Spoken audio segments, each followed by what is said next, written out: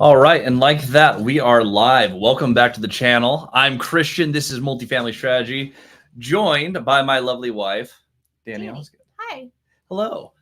So when I started real estate, I started with the goal of retiring her from teaching because we just absolutely loved her teaching kindergartners over Zoom in the middle of 2020 and all the other politics that happen in Washington State. So very excited to have my lovely wife on the channel. Thanks for having me. Yes, we'll have a couple of updates for everyone, but very excited to have you here, Danni. As we start, we're going to start sharing some questions that we had from Instagram. We actually said we're going to answer some questions for you. So Danni is a master of what we call functional flipping. This is where we rock at value add housing because we have a lot of systems in place to affordably renovate so we can keep rents under market rent. Gives us high occupancy, really nice places. The goal is nicer places than our neighbors at lower prices, and we can do it very well. Very much thanks to her and our team in property management. So everyone post your questions in the comment section here on StreamYard, and we are rolling. We're going to dive right in with the questions that we got from Instagram this week on our question. So Danni, we're going to start with you. Okay. Have we done new build yet? No, we have not done new build yet, right? Yep. Okay. I'm like, you just looked at me like I was wrong. I'm like, oh my gosh, I regret my decision. We have not done new build yet. The reason why is I don't want to expand us too quickly. I want to make sure that we're focusing on the areas that we are good at, get really good at them, and then grow slowly versus just expand too quickly and then implode.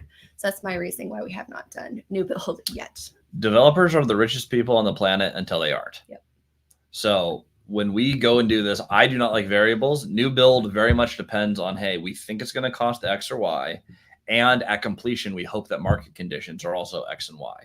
That doesn't fit well into my business model. Now, Cody has developed some new units in his buildings. He's added existing units. Those have had their own hassles. He's done well, but he has had his own hassles. By the way, first time trying to have one mic do all the audio. So if our audio is quiet, let me know. It can be adjusted. So everyone let me know in the chat as we roll here, and we'll get everything dialed right in for you. All right, next question.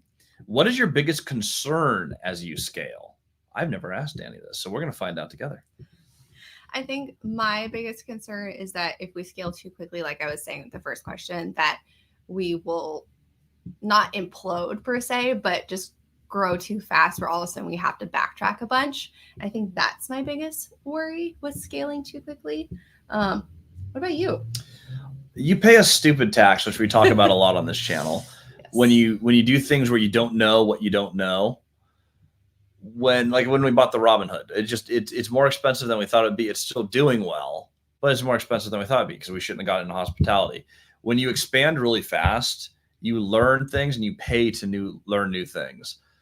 I want to point out that we bought in less than 3 years, 200 multifamily units, a resort. We built multiple companies, some of them 7-figure companies. It is a lot. As we scale, that's what I worry about too, is our mistakes that we made going to detract what we're best in the world at, which is that value add multifamily. I want to stay amazing there. So my biggest worry is when we overexpand or we do too many projects, it takes away from the main thing, which we never want to do. Yeah.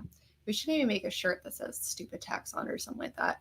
I would be down for that. We say it all the time. The stupid tax is really expensive. It's really expensive. I can say for a fact that I can think of things that we've paid stupid tax on. I can think of about, off the top of my head, about $750,000 of stupid tax. It hurts. Where we made money on all the deals, but stuff where we could have made the money. And there's times where $750,000 would have made a huge difference in what we're doing, especially in our renovations right now. Being able to reinvest that in your portfolio, game changer.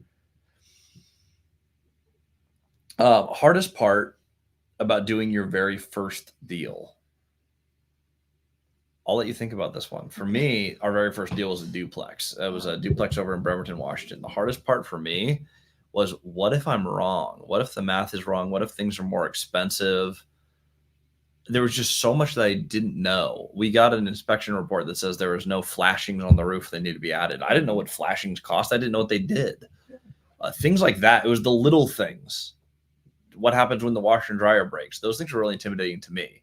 Now they're nothing, but how about you? When we were first buying our first property, what was it for you?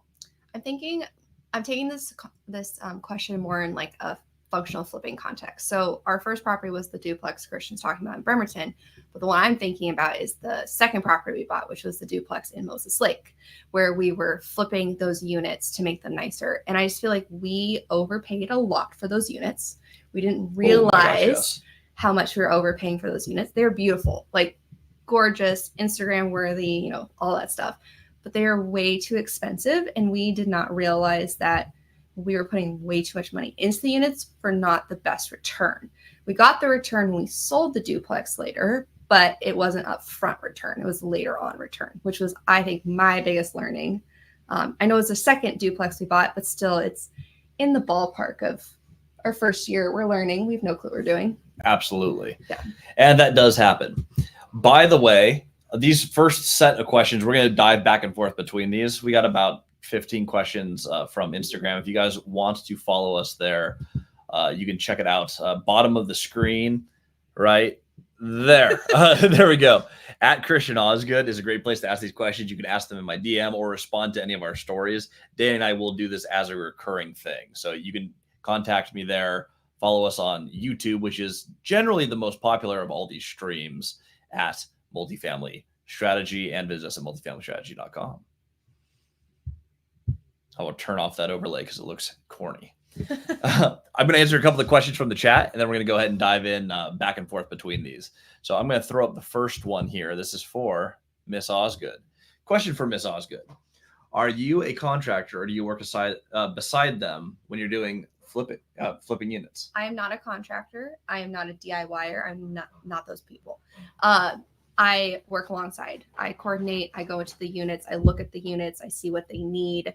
I also know what they need through an owner who has a vision for the units versus, somebody else who's just trying to sell the property or whatnot. That's my role in how I do all this. And Danni undersells herself a lot. She spends every waking hour. There are so many things in value-add properties that go wrong that people don't think of. So not only are you managing the renovations and the contractors, when there's a plumbing problem, when there's a dispute, when someone in PM has a question. If you guys have noticed, I'm going live a lot more. I do a lot of the media. I do a lot of speaking. I do a lot of acquisition. I'm involved in multiple projects. You need someone who is consistent, who is focused on the portfolio, and that is her. If you want to know the key to our success, it is this person running all of the licensed and bonded people. Thank you. Who run our portfolio. My wife is amazing. I married up. From Emmanuel. After due diligence and closing a property, how frequently do you all do inspections on your units, and how extensively? Danni, you're very involved in the PM, and you work very closely with Corey, our director of property management in Moses Lake. How often after we've bought it are we getting into these units doing inspections at all on renewal? What is our system for this? So we actually have to do inspections on renewals, yearly contracts, because if tenants removed like smoke alarms or CO2s or those kind of things, we have to check. We also need to make sure that the units are in the same standards we gave them when we are re-signing a lease. And so that is a major point in our going and doing those inspections. If there's a tenant that reported a problem and we get it fixed, but then we have to come back, say we're going to do another inspection every 3 months for the year just to make sure that problem is resolved.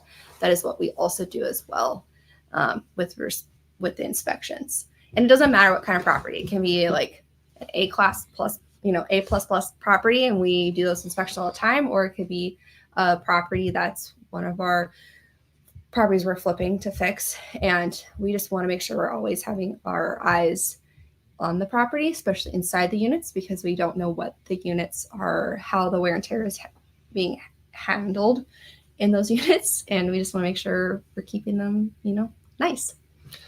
Very important. And one of Danni's main tasks. It is hard to understate how many hours she spends doing that. When I say I work a crazy schedule, you should see hers. Okay. From the questions we promised to answer from our Instagram story here, I'm going to choose some of the best ones. I'll answer this one.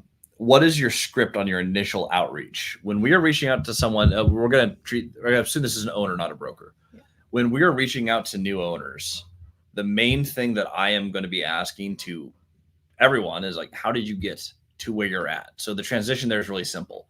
You map out your story and what you're trying to do, because there has to be a reason for the call outside of, hi, I want to buy stuff, because that's what everyone's doing. The mailers, the emails, the cold calls, everyone is just blasting people trying to buy things. I look at people who've done something I haven't done yet. So it could be they've built a 100-unit portfolio. They own a 50-unit building. I don't have any of those yet. I'm looking for someone who's done something I haven't done. Call them and say, here's where I'm at in my business. In 45 seconds or less, this is where I'm at. This is where I'm trying to go. And this is why I'm trying to do it. When I started, I have 2 duplexes. I'm trying to retire my wife from teaching because our politics have gotten crazy here in Washington. 1 duplex at a time is not doing that. I've spent 8 years building my 4-unit portfolio. How did you buy this 20-unit building? That is what the outreach looks like. The goal of the call is to get to a coffee meeting because these relationships really happen in person. But that's what initial outreach looks like. It's organic. It is real. I am asking people real questions on how they built their business. And then I am using that to structure the way we build our business. And that's how we've met majority of the people who sold us properties. They're the people who've connected us with our brokers, lawyers. Everything that you need is from the people who've gone before you and done what you want to do. That's what the script looks like. How did you build your business is the easiest question that you can possibly ask. Another question from Luke. Any websites you go to when getting tiles for power rooms, glue down LVP, etc. So when we're shopping, how are we shopping these? Are we the ones doing the shopping? How are we finding all of our electric renovation materials? How does that all work? So I go to the vendors. They know best. They're the people that this is their field. This is their specialty. It always drove me up a wall when people would tell me how to teach. I was the expert. I knew what I was doing. They are the experts. They know what they're doing. So I just tell them my vision. This is my cost for this unit. This is how much I can spend on these materials. This is what I would like the units to look like. How can I get that cost? And so then they just go to their suppliers and they find what they want. They'll text me pictures and they say, is this the color scheme you're looking for? Is this the carpet color you're looking for? Is this the floor color you're looking for? And they just walk me through it. And I just pretty much pick and choose and say yes. I don't have the actual stores that they're going to, because a lot of them go to suppliers that they can find the best prices, so that they can mark up the prices and get a pay as well. But they are the ones who I go through for everything regarding all that stuff. And here's the genius of functional flipping. It's all about creating replaceable parts. Mm-hmm. The flooring in one unit is going to be the flooring that we use in almost everything. So you can keep a back stock of things. You have the people who buy these things at affordable prices in bulk. You can use it throughout the portfolio. That is why we built the size portfolio that we did. When you have a few hundred units, mm-hmm. you can build a portfolio that sustains a whole lot of business. We can buy extras of everything. So the same interior paint colors, the same floors, the same trim for the most part. There's some variation. There's reasons that will deviate, and those are usually up to Danni. Mm-hmm. But generally speaking, everything looks roughly the same and everything looks better than all the places around it. Yeah. You're not the one in this business model physically going into every unit and laying the floors. You're not the one shopping. This isn't HGTV. This is running a business, and businesses need to be able to scale. The best way we found to do it is find the people who have the best deals, trust your contractors, and buy extras of everything. Yeah, we're about to do 3 units turns, and they're not going to be copy and paste, but they're going to be pretty similar, but they're going to have their own flares, their own uniqueness to the units. And so that's what Christian's talking about, is all those things will be bought in bulk. They'll all look great. We don't skimp out on materials. We buy nicer quality stuff, but not the nicest stuff. And then they'll put it in and they'll do a great job because they have before for us. What's up? Our good friend Cody Davis just sent me a text that is very exciting, but we will share that news on probably the next live because it looks like exciting things are happening. The next question, top 5 things that a newbie can avoid when getting into multifamily. I'll start with 1, and then I'll text back our good friend Cody, and while you come up with number 2. The miracle of running a business while also doing live stuff. There is no editing here. Number 1 for me, mistake that a newbie can avoid. I would avoid over renovating. I see almost everyone do this, including Cody and I. We were renovating at $30,000 a unit when Danni can do it at $8,000 a unit. And we get an extra $50 to $100 a month for those units that are nicer renovations that we spent the extra money on. That is going to take forever ever at an extra $100 a month to pay off an additional $30,000 bill. Like, it's just no return on investment. It's a nicer building. Sure, it helped us with appraisal. If your goal is to over lever a building, maybe there's an argument for it. We want everything to cash flow and long-term fixed rate debt. You are not doing what you see on TV with like, oh my gosh, these amazing finishes. And you are trying to build a business where you're building nice places for people to rent. You do not need the stone countertops, the stainless steel appliances. Those come later as you optimize. Stabilize first and keep your costs down. You'll actually do a better job making the building nice for your tenants if there's more money to do so. So be really cost conscious when you start. Yeah. Because you'll actually have happier tenants when you have money to fix the big problems when they come up. That is my number one. Danny, come up with number two. Go. You said 5.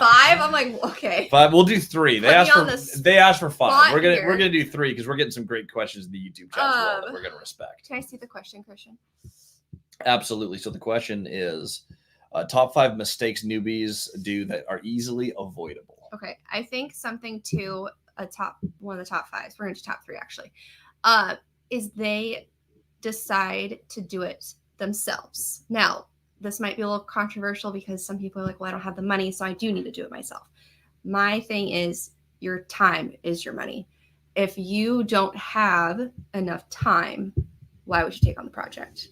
I would rather personally go find the money and then go and have somebody else who's going to do it faster and better than me, who I don't have any general contracting experience.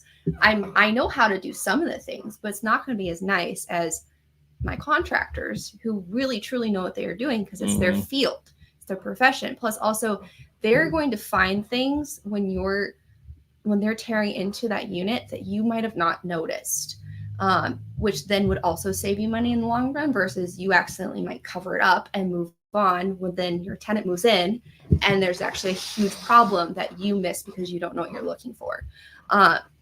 Now, like I said, if you're like, I have the time, I just don't have the money, sure, take on the project. If you're like, I know what I'm doing relatively well, you're like, I just have to put some paint on the walls, maybe switch out a few things, go for it, do it. But if it's a big overhaul of a unit, I just would not take it on personally, because I just don't want to make those mistakes, which then will cost you money and time later down the road. So. Oh, this next question on YouTube's fun. Okay, let's do that. I want to see your take on this. Might be a personal question. Do you envision starting a family one day? And if so, do you think your business priorities start to change? I will answer the first half of this a little bit. The original goal was to have the option to start a family. Not that we have to. An option to start a family. We did not want to do that in Washington State. We wanted to do that in Texas, which is why we're building a house right now in Texas. Concrete was just poured and walls are already starting to come up, which is insane to me. Stressing me out. Yeah, it's wild. We are building a house that could sustain a family. So yes, we are doing new build. Yes. Oh yeah, I guess we're technically doing new build. It's for primary residence, it's not for business. I know. I do want so that's the personal side. We want to have the option and flexibility to do so. Is that fair to say? Yeah, for me personally, it doesn't mean I don't feel like a baby's going to complete me or my relationship with Christian. We've been married for 7 years, been together for 8. I'm super happy where we're at. I want to be able to have the freedom and flexibility. I don't feel like right now I would because we are so busy. I mean, we work insane hours. Our friends and families can attest to that. And I'm good right now where we're at. So. That was a great answer. On the business side, if we start a family, how do priorities change? Well, that's a big deal. So risk tolerance probably changes a little bit. When you have a kid, you want to do that out of stability. You don't always get to have as much control as you want over the timing on that. I've seen some people like, you work with the pieces you have, and it's never different than the rest of the business. When we have a problem come up in business or an unexpected thing come up in business, you look at your pieces and you go, what do we need to adjust? You have 3 resource pools that we talk about a lot on this channel. You have liquidity, you have cash flow, you have equity. I'll probably focus a little bit more on having some liquidity. Well, I'll make you focus on that. Exactly. Kids cost money, stability changes, but it's just a reallocation of resource pools. As far as what we want to do in the business, this is what we want to do. Yeah. I tell people not to leverage things you're not willing to lose. We both agreed when we bought our first property, we're going to leverage the HELOC on our house, because if we lose our house building our business, it's worth it. That was a personal decision. If that's not worth it to you, don't do it. If I have a kid, that option is now off the table.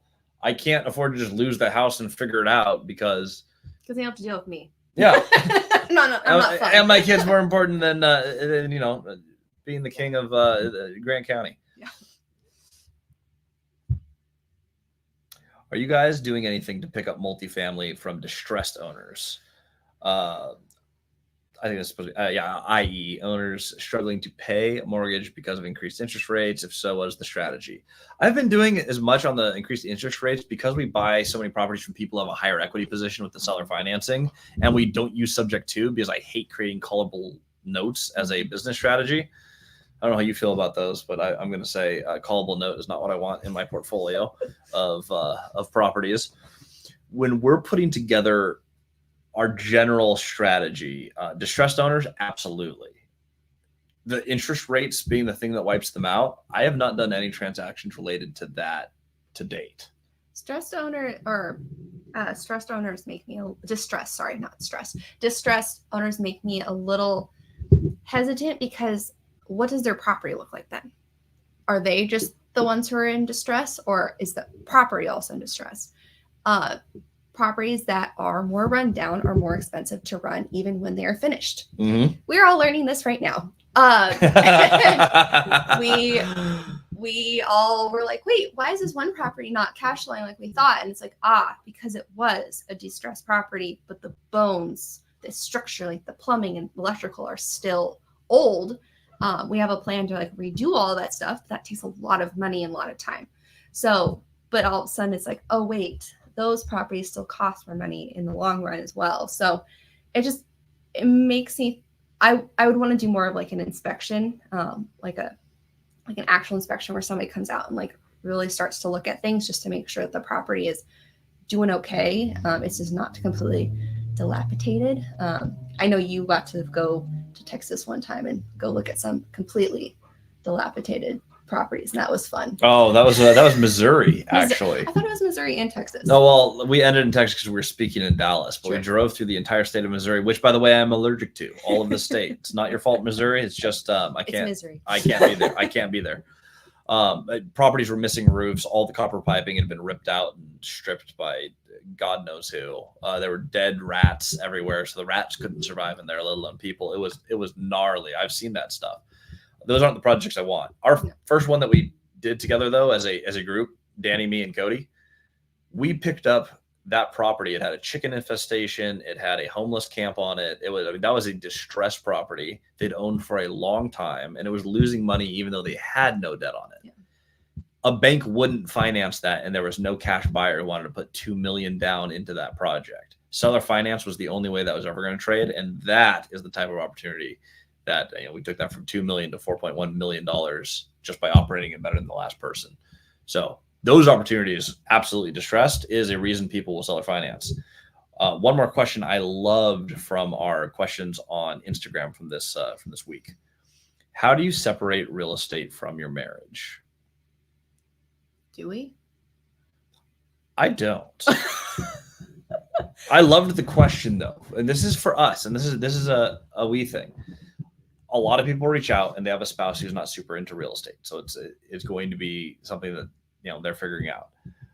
For the two of us, she retired from teaching. She works full time in the companies. I work with her all day, every day. I rarely don't see her, to the extent that we sold one of our cars because we didn't need it. We didn't need two cars. We're always next to each other. I love it. Yeah. We work on the same problems together. We have a very sizable business, so the problems are all unique.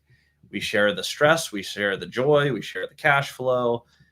It has been amazing for our marriage. Is that going to be true for everyone? Probably not. I've heard some people who hate working with their spouse, but love hanging out with their spouse outside of work. Yeah. We spend about 16 hours a day together, More. Realistically. Probably more. Yeah, more. And it works really well for us. But that's us personally. That's what we found. But I have found that separating work and marriage is not something that we have. Making it the same thing has been really fun. We're partners in everything. Yeah. What he's interested in is what I'm interested in, and vice versa. I think it makes it easier for us to have conversations because then I can listen to him, like dive into the conversation versus I just get like a surface level. I'm like, okay, great. And I don't understand what he's saying versus I do understand what he's saying. And it's really fun to have those conversations with him. With the exception of the Kardashians. I don't care about the Kardashians. Oh my gosh, Christian. For me liking what you like, I can't get behind it. I don't get it. Now I have to throw some dirt on you. No. That sounds like it's time to move to the next question. Let's go with Hobbs. Is it reasonable to hire property management on deal one since you're a few months in and know the property better? I'm a huge advocate for managing your first few deals. I mean, if you're starting with a huge building, no, don't do it. Don't do it. But on the assumption that the building you're picking up first is 25 units or less, it's very reasonable to figure it out. And you're going to be an astronomically better manager of your managers if you do so. It doesn't work for everyone. Some people have a really high income job or a really intense job that needs their focus, and they should not distract from that. Again, work with the pieces you have, but I would say generally as a rule of thumb, I would say if you can manage your first property, you are going to understand so much more about the game. Your underwriting will be better. Your management will be better. I recommend 1 to 25 units.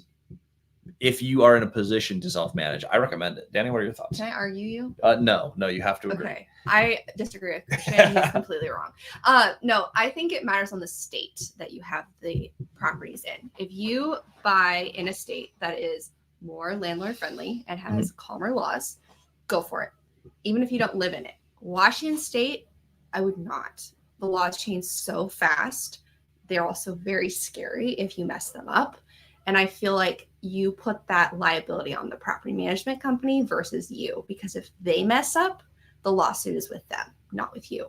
Versus in like a more landlord friendly, area like Tennessee, Texas, there's not that many rules that if you accidentally made a slight mistake, then it's a huge slap on the wrist.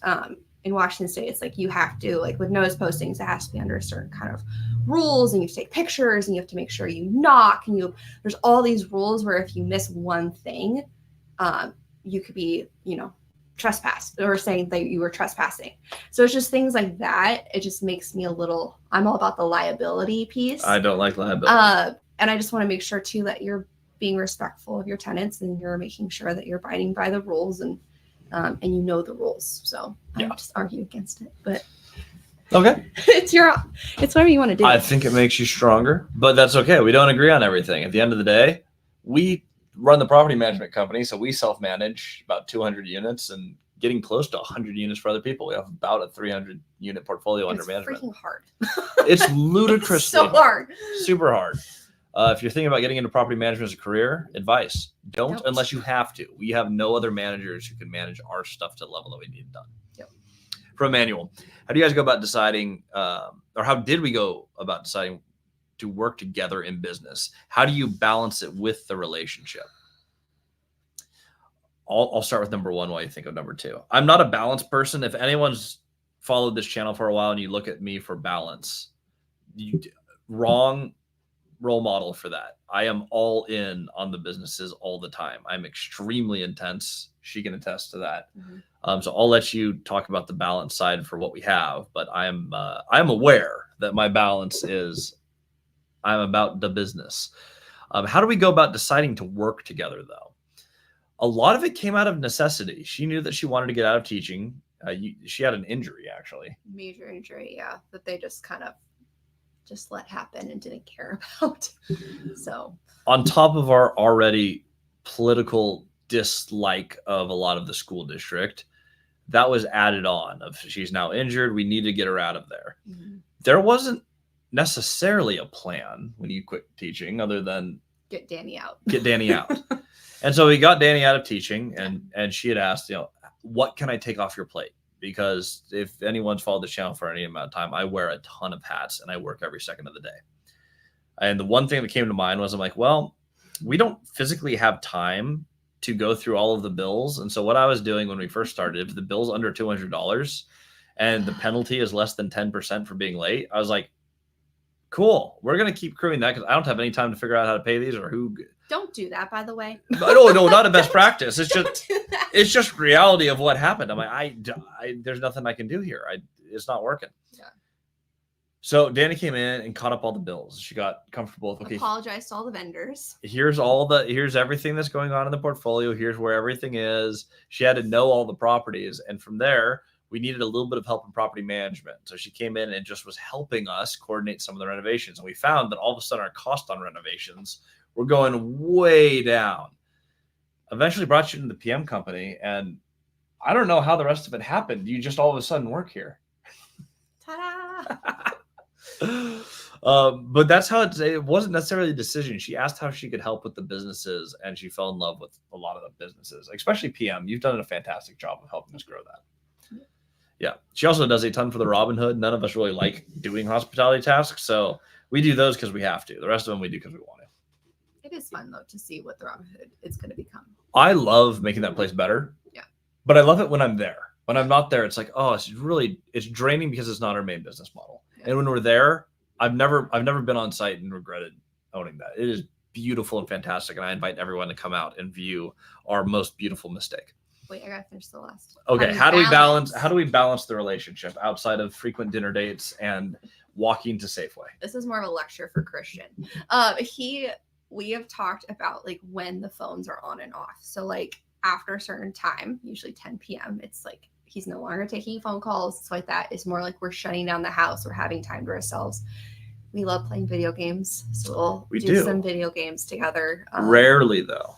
And just in the last year. Just in the last year. He didn't realize that that's something I like to do. And I have done growing up. And 7 years into marriage. Brand new thing. I know what those buttons mean. So we'll do some like fun activities together like that. We like to watch a lot of videos and shows together, but it's just more like quality time, just hanging out, and just like the phones are down, they're on in case there's an emergency, but it's also 10 o'clock at night. I mean, our time. So it's like midnight or 2 in other areas. So it's our time where no one can bug us and we can have our space. Yeah. Well, and part of the fun thing is part of the relationship is building the business together. Yeah. So our business ideas, how are we going to fix something at the Robinhood, or is this marketing piece set up? I had an idea for the YouTube channel. It's just stuff that we have throughout the day where it builds our relationship. We get to be creative together in how we build the business. Yeah. And I think that's a huge piece of it is we have ownership in the business together. We are partners, and that means a lot. Yeah. How do you dress when you first meet new owners? Occasionally I'm wearing sweats, but generally jeans. I'm not flexible enough to do this. I almost always wear barefoot shoes. I love these things. They're fantastic. Are they professional? No. Are they comfortable? Absolutely. Your foot actually didn't smell that bad. It doesn't, because I'm just a good smelling person. There's nothing we can do about it. It just happens. In all seriousness, I wear barefoot shoes. I usually wear jeans and a t-shirt. When we bought the 38, Cody showed up in Seahawks slides and paint-stained shorts. I hate those shorts, by the way.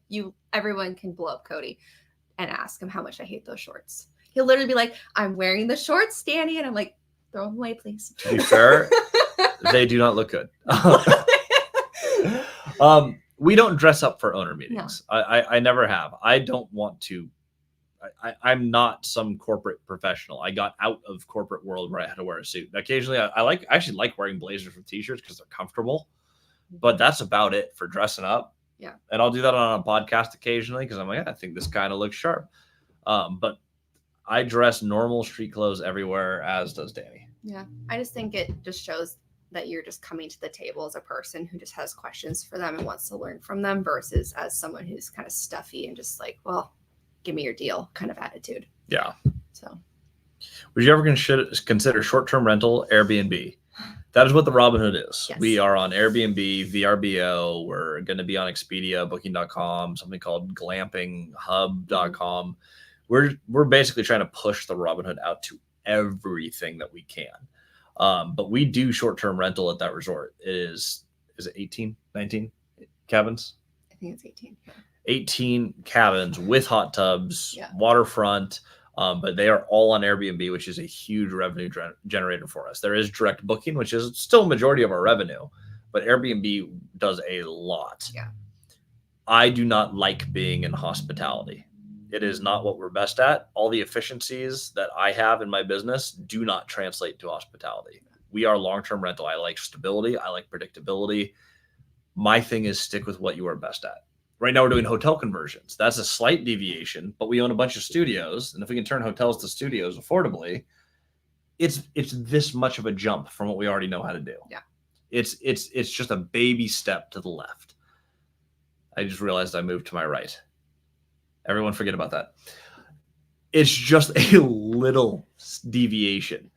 Going from long-term to short-term and trying to do both at the same time, completely different businesses. I would not recommend mixing the two. No.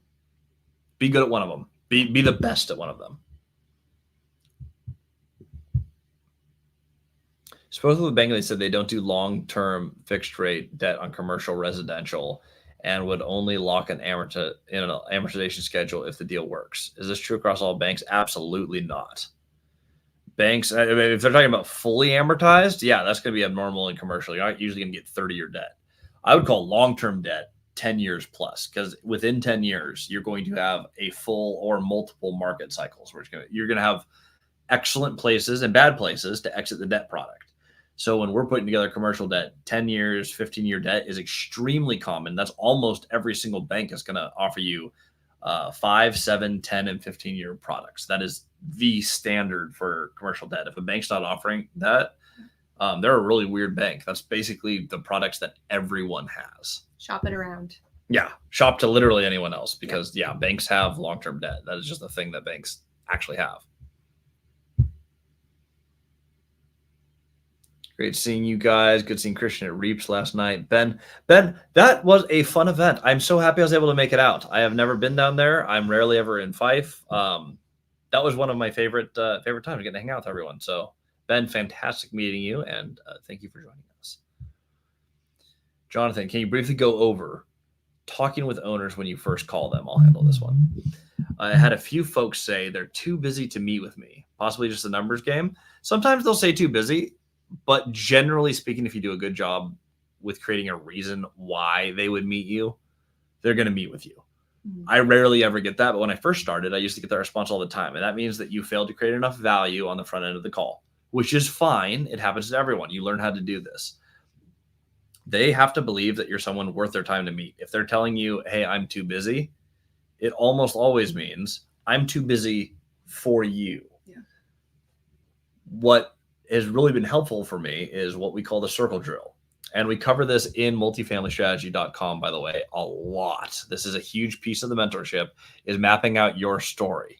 Cue ad on bottom of screen. Yes, the power.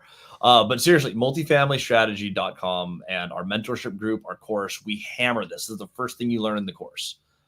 Circle drill, how to map out the pieces of your story so you can share something that is relatable in the first 5 to 10 seconds of the phone call. You want to talk about where you're trying to go. And again, this is happening instantly. I'm Christian, trying to retire my wife. I just saw your 20-unit building and I'm trying to get out of duplexes. I'm not scaling fast enough. I want to know how you got there. It's like we're setting that as fast as humanly possible. If they're responding with, hey, I'm not selling, awesome. I spent all my money on the duplexes. That's not why I'm calling. I want to understand how I can do something that you did. Like whatever that thing is, we get right into it. If you do a good job in this and you ask some good questions and get off the phone soon enough, they will make time for you almost every time. And it takes practice. You have to do this call a few times. We weren't just born with the ability to do this. Cody practiced on Starbucks baristas on how to talk to people. Yeah. Not doing the owner meeting. A lot of baristas don't own properties. But Cody used to be scared to order stuff at McDonald's when he was a kid. I did not know that. Okay. Yeah, so he actually learned how to I thought you were saying this as an adult. Yeah, as an adult, to practice tonality and to practice how to get through a conversation and engage someone. He would just order coffee in person in the restaurant just to practice like getting into conversation. Super cool. The more you know. I did this by just making calls. Cody handed me a number. He's like, here, call this owner. I was like, what do you say when you do this? He's like, well, you can ask him to buy the property or you can ask him to meet with you for coffee. And I just like blundered through both. And then I got better and better with the call. I just saw a number and I rang it. That worked really well for me. I've also noticed too, Christian, when you do these calls, sometimes not all the time you guys get stuff from them. But sometimes you guys get great relationships from these calls as well, where nothing transactional happens, but you guys learn a lot from these people. And you actually like now have a lot of these people on speed dial where you can just ask them questions at all times. And they've been really helpful to our business. Yeah. So absolutely. Which is a huge value add as well. I think so too. From Brock, do you call owners, or when you call owners, do you call just say multifamily owners? So if I'm understanding the question correct, it's, do we just call people who own multifamily? Not single family. Yeah. Yes. And I'll call anyone who owns multifamily, by the way. Yeah. It's not, it doesn't have to be someone who owns 200 units. It doesn't have to be the person who owns a 20 unit. If you own multifamily in my market, there's a reason that I would want to meet with you, that we can communicate on a phone call. They've done something I don't, they own a property that I don't own today. If I have, say I'm the bigger owner, I'm calling someone saying, hey, I have 200 units. I'm not usually going to open with that, but I'll bring up a nearby property I own to them. Hey, I own the property down the street. I want to get to know all the other owners here. I saw you had this duplex. I was curious how you got started in real estate and what some of your goals are. And we'll just talk about being property neighbors, what we'd like to see for the neighborhood. And I'll use that to book the meeting. Again, find a relatable point, communicate your goal. And when you're calling up to someone, the significance of you reaching that goal is going to be a huge reason of why they'll meet with you. Anything else, if you're talking to a smaller owner in the market, it can just be as simple as like, hey, I'm Christian. I own on your street. I'm trying to get to know all the other owners. I've bought a few other rentals in Moses Lake, and I want to get to know the other players. I happen to be in town this week. I was just curious if you're around to snag coffee. Could be that simple. What is your preferred contract for deed structure? Do you still need to use a deed of trust and promissory note? So you actually don't have a promissory note. So on a sales contract, at least it's not recorded on title. So you don't have a first lien on the property. You're still going to have it in the contract, just like a standard note deed of trust. You're going to have all the terms in the sales contract of this is owed and this is the payments and this is when. But the big difference between seller financing, which is traditional note and deed of trust, and contract for deed is a lot of the details end up on the actual sales contract. It's still held by title, but instead of a lien against the property, both parties show up on title. In some states, it looks a little bit different, but it's most similar to buying a car. If you buy a car financed, the bank's going to hold title, and when you pay it off, you get title, and the deed goes to you. That makes sense. Contract for deed means you get the deed when you fulfilled the contract. So instead of a note, you have a sales contract, and both parties are listed on title. You have equitable title, which is what you have. I have the rights to the income of the property, the sale of the property, just like if I owned it. Like if it was mine under traditional financing.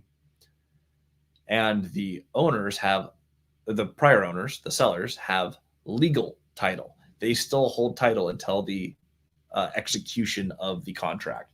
In Washington State, both parties will show up as owner one and owner two.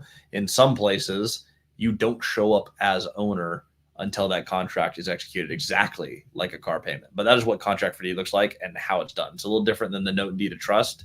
You execute the contract, you get the deed. When you call multifamily owners, do you call only the ones who have owned it for a long time, or just randomly anyone who owns? Anyone who owns. If you own multifamily, I want to meet with you. Do I filter that in any way? I do not. Cody's joined the chat here. Fact, Christian is busy AF. Also fact from earlier in the conversation. Yes, we do a lot. That is why Danni joined the company, and she does a ton. We're all busy, Cody included. Without Danni, we would be slumlords. There we go. Testimonial for the Danni Osgood. You guys aren't trying to be slumlords. You guys are so busy. You need someone to help you. Yes. To execute as much as we're doing, it takes more people. Yeah. And no one cares about the property like someone who owns it. And conveniently, when I buy something, I own it. She owns it. She is a fully active member of our ownership team. Yes, she does. And I don't think you've ever joined me on the YouTube channel, if I'm not mistaken. So this is your first time, everyone watching, meeting the entire team. Hello. How much does Danny love the hood, that being the Robin Hood? I like the Robin Hood quite a bit. Good. It's fun. I like the Robin Hood as well. It was the wrong deal for us at this point of our business. I wish we had a lot more money when we bought it. And time. And time. That's what we need, is time. That is what we need. We don't have a lot of time. Yes.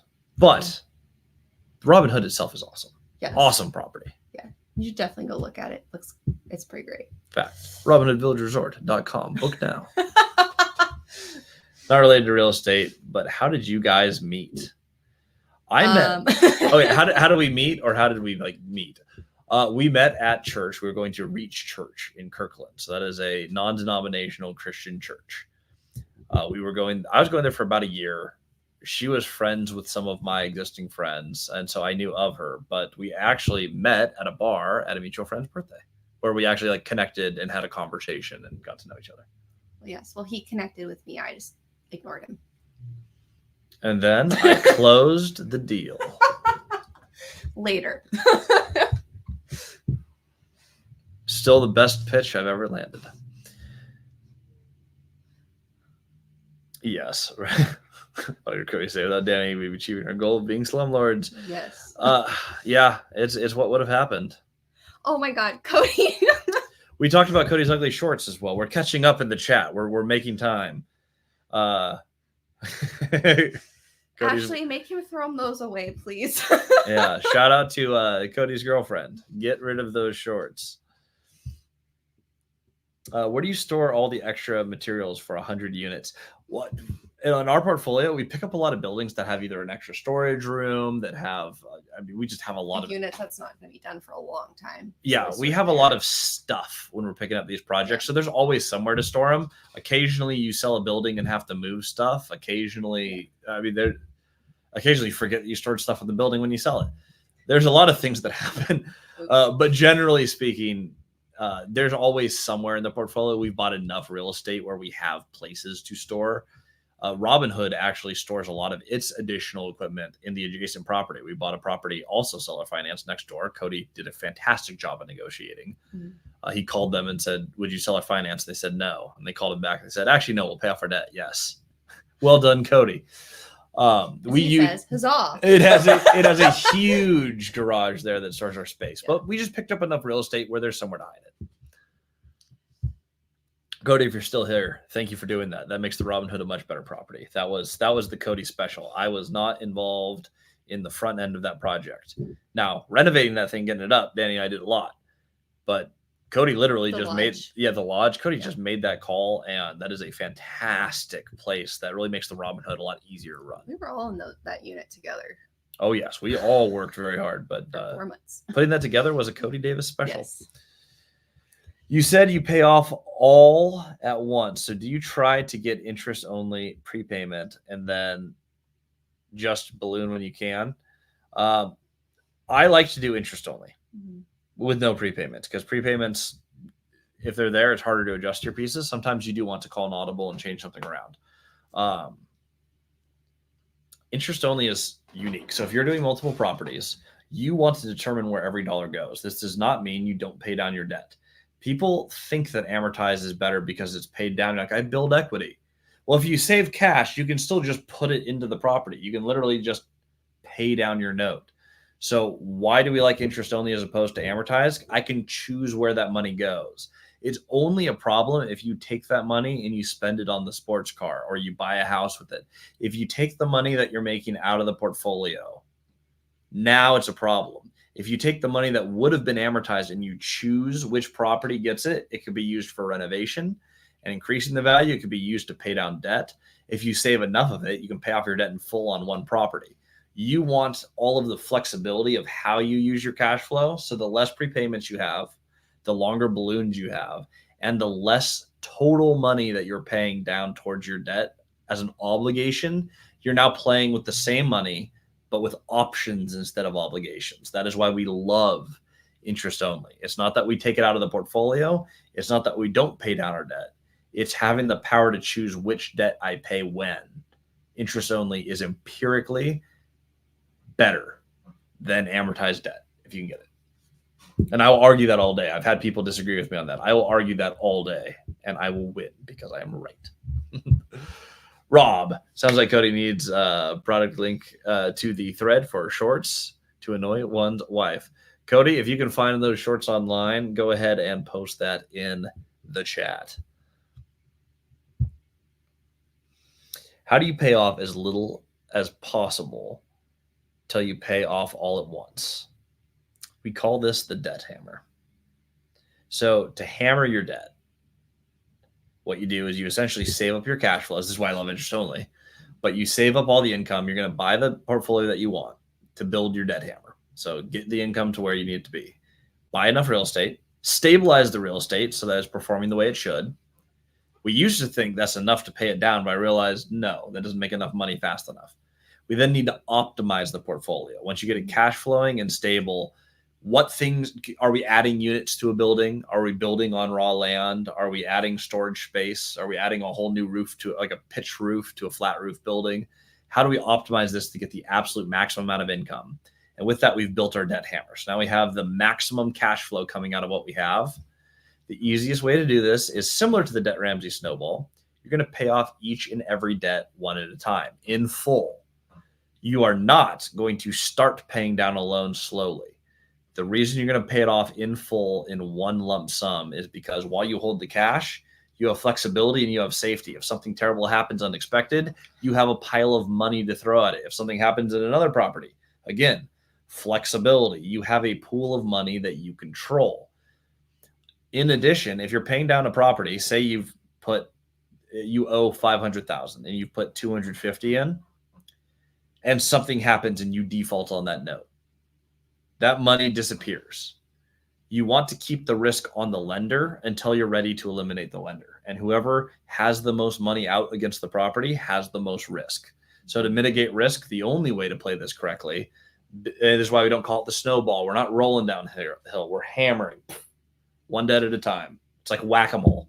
Smack these debts, get rid of them. Every time you pay one off, your cash flow goes up like that because you have one mortgage you are no longer paying.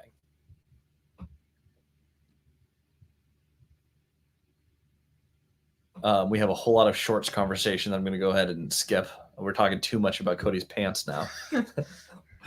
How do you keep connected with owners? We keep connected with owners. When it comes up, they're organic relationships. I have people I haven't spoken to in a year because I have nothing to talk to them about. I just don't. We have people who I speak to almost every week because I have questions and we're close with them. Mm-hmm. My goal is to call owners. My goal is to meet with owners. And then when you have something that's relevant to them, you reach out. Someone who we reached out to earlier is a great example. Cody called Brad Lee, who owns Lightspeed. He's an online presence. He's kind of a goofy dude, but we like him a lot. Cody found his number online and in the arsenal of stuff we have, and he has a podcast that would be fun for us to be on. So there's a way for us to move forward. He also occasionally will bring on real estate people. We reached out. We actually asked if we could host our course on his platform. That was the original platform he used, and he helped us get launched. Later on, we didn't talk to him for a while because we had nothing to talk about. There's nothing big enough to be on the podcast. When we bought the Robinhood, Cody reached out and said, "Hey, Brad, thank you for helping us with the course. It's doing really well. We just bought a seller finance resort, $0 out of pocket for $4.5 million. I think we have enough for dropping bombs. Is it time to drop a bomb?" And I think he actually used the drop a bomb emoji, a little bomb with the fuse lit. That got us on one of the best podcasts we've been on. And that was, yes, I was there. They only have a camera on, Cody. My voice shows up. Watch it again if you don't believe me. But we got to be a part of that podcast. And in my opinion, it's the best podcast Cody's ever had. I don't know what it was, but Cody dropped the one-liners. He dropped bombs on dropping bombs. That's what he's supposed to do. We got to have that. And that was a relationship that we just didn't touch for a long time because there was nothing to talk about until there was. So I don't keep a spreadsheet. I don't do a tracker. That's not, hey, talk to everyone every 2 weeks. When you do something that's relevant to that person, let them know. If you have an interesting question for them, ask the question. If you use their advice somewhere and it helped you, call them to thank them. That's how we track these. At the end of the loan, if you cost seg, do you need to pay back anything at the end of the loan? At the end of the loan, no. You have recapture if you sell the building. Early. Yeah. You can refinance all you want. You don't have recapture on a refinance. But if you cost seg, so that is where you accelerate your depreciation. If you sell the building, there's going to be recapture on anything that you wrote off and depreciated. So keep that in mind, but that'll be a thing. My lights are flickering, so if I lose power, it's not my fault. If we end abruptly, I apologize. How did the floors come out? I'm wondering which floors these are because we do so much flooring. I'm going to guess flooring that Cody was doing in Moses Lake. I had an emergency, so I had to run back home. But on Motel Imperial, Cody finished full subfloors and brand new flooring for one of the units while he was in town. He did a billion other tasks, like a ton of other stuff. But while running around doing meetings, coordinating stuff, showing insurance companies and contractors around the portfolio, he managed to completely renovate floors. I think they look fantastic. Yeah, they do. 10 out of 10. Cody's getting a lot of love on this call. So yeah, huge thank you for Cody for running that project. That meant a lot to me personally. Michael, just found you guys today. No, wait. Well, Michael, welcome to the club, Multifamily Strategy. Awesome. My wife and I's goal is to work together. Someone might have already asked this. Where do you pull the multifamily list? You pull it from Google Maps. We found this magical map that has everything. Cody showed it to me in the office. He's like, dude, I found a map with everything. It's like, where? Aerial view. You can fly right over the market and go like, ooh, that looks like multifamily. That looks like multifamily. That looks like multifamily. Fun fact with multifamily, city zoning usually has them all grouped together. So you find what grumped together. Yeah. All grouped together. Some of ours have been pretty grumpy, but you find them all grouped together and you find the areas that have a lot of multifamily and you can literally just drive those streets and call them. From there, Google Maps will give you an address, plug that into the county assessor. This is anywhere in the country. County assessor, or if their website's hard to navigate, Google parcel map for that city. And you type in the address and you'll almost always find whatever the county assessor has.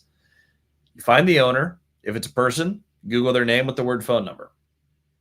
If it's a business, you're going to dump it into Open Corporates or True People Search. And if I'm going too fast, there's a YouTube video on our YouTube channel. I know we broadcast across multiple channels, but our YouTube is Multifamily Strategy on YouTube. I can go ahead and throw that up here on the screen. Christian learned all these fun little things, and now it's like a kid in a toy store. I have the power. I have to hide this, though. There we go.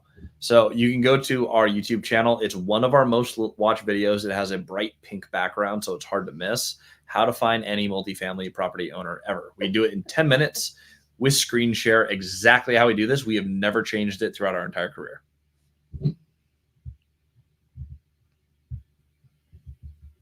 Back to the comments. From Zach. Have you ever had a promissory note with a contractor to pay after refinance? Is that even possible?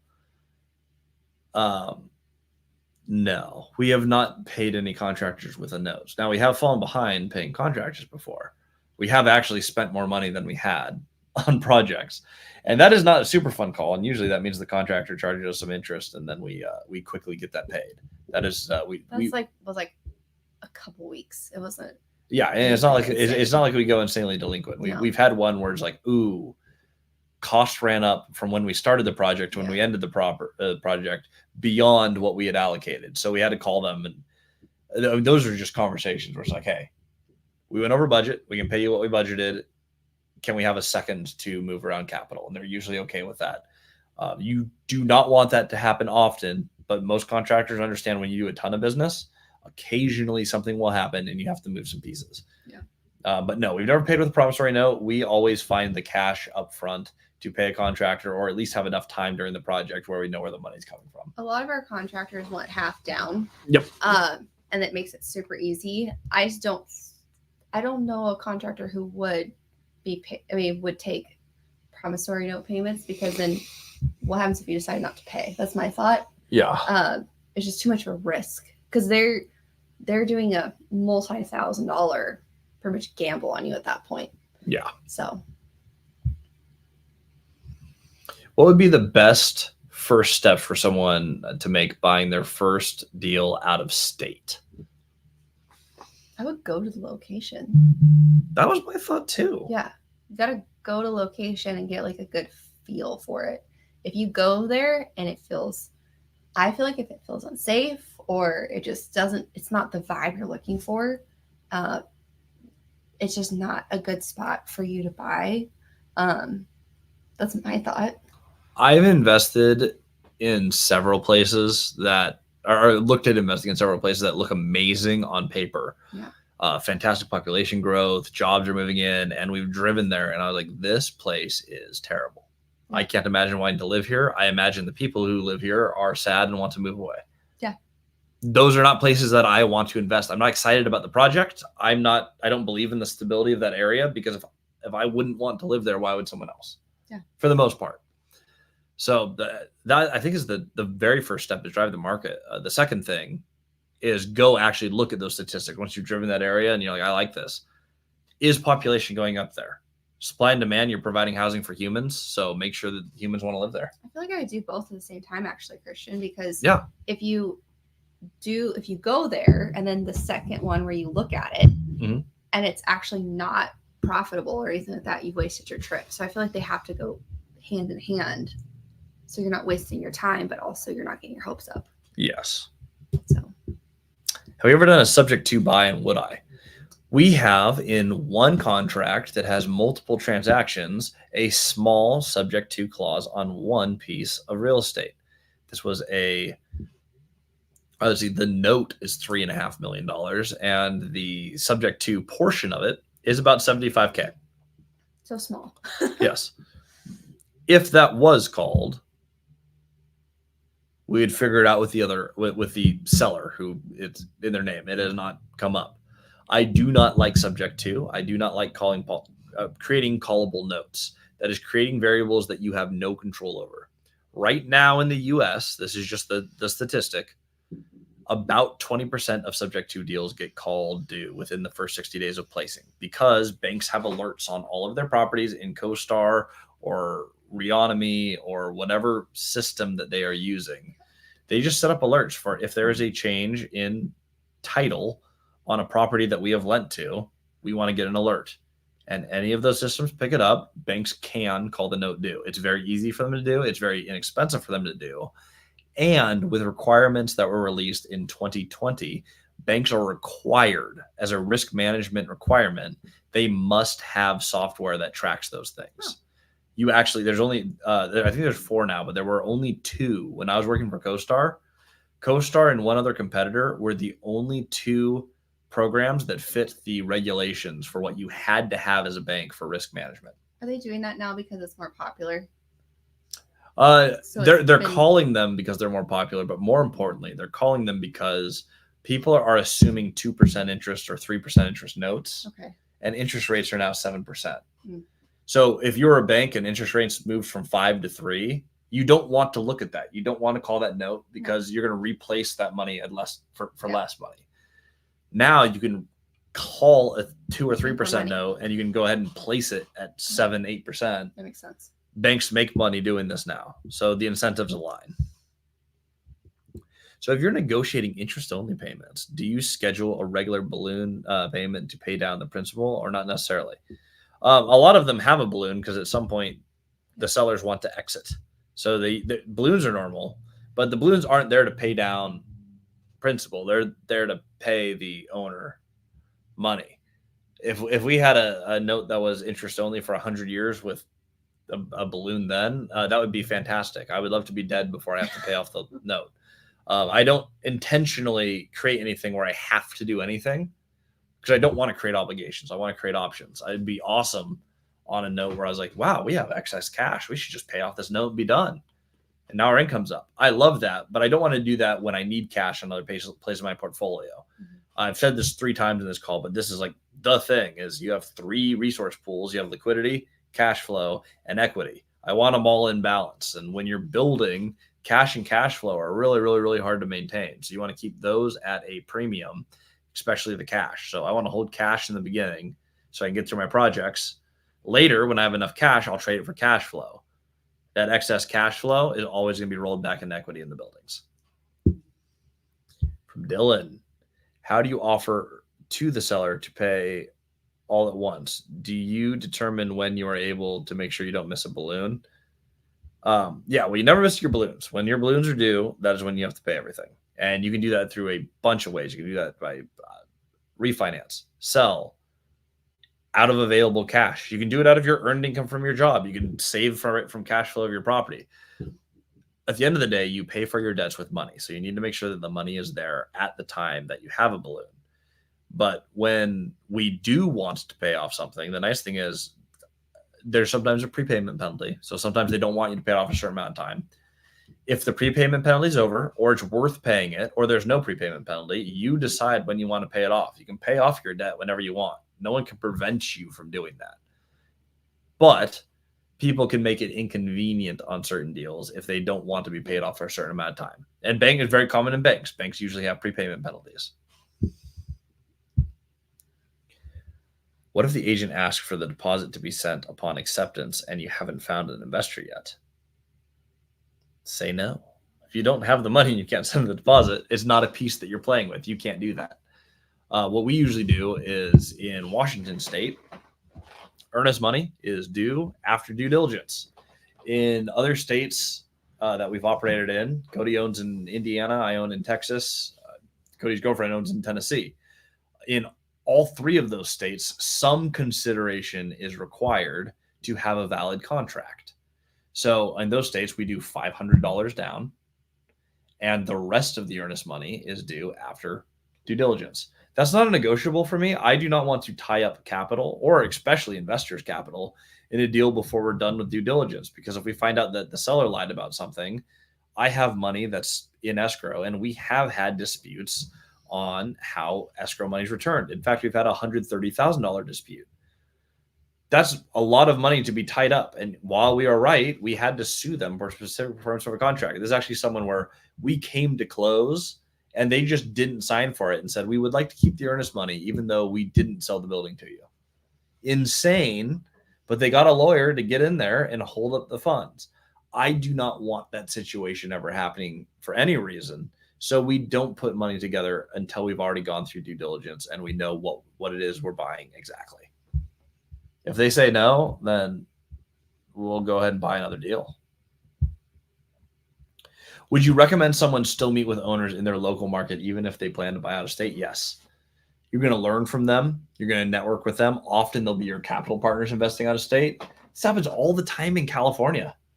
I have a lot of Californians who are like, oh my gosh, I hate owning here, or it's hard to find something here. Network with the other Californians. All of them are investing out of state. They're likely to become capital partners with you. So meet with owners who own in your market, no matter where you are in the US. And yeah, absolutely. Danny, I'll stop dominating the questions, by the way. You're good. I'll give you one. I'm not going to be able to answer those ones. How is your communication with your investors? Weekly, monthly? What methods do you use to keep them in the loop? That's your question. Okay, I'll take this one. I feel like we answered this one a little bit earlier. It's reach out to someone when you have a reason to reach out to them. I don't touch base with all of my close friends either every week. These are people I know and have a relationship with. It's a real relationship. I'm not trying to get anything from them, so I don't have some CRM where I track them. I save their number on my phone, and when something comes up where I think about them, I give them a call or I shoot them a text. Hey, I ran into this deal, reminded me of a deal you did. We should catch up. You want to snag coffee? I have a couple of questions on how I would run this deal based on what you learned in your deal. I'd use less words than that, but that's the concept that I'd go for. That reach out to thank them for something that you used that they taught you. Those are the type of things you do. So that's the method that I use.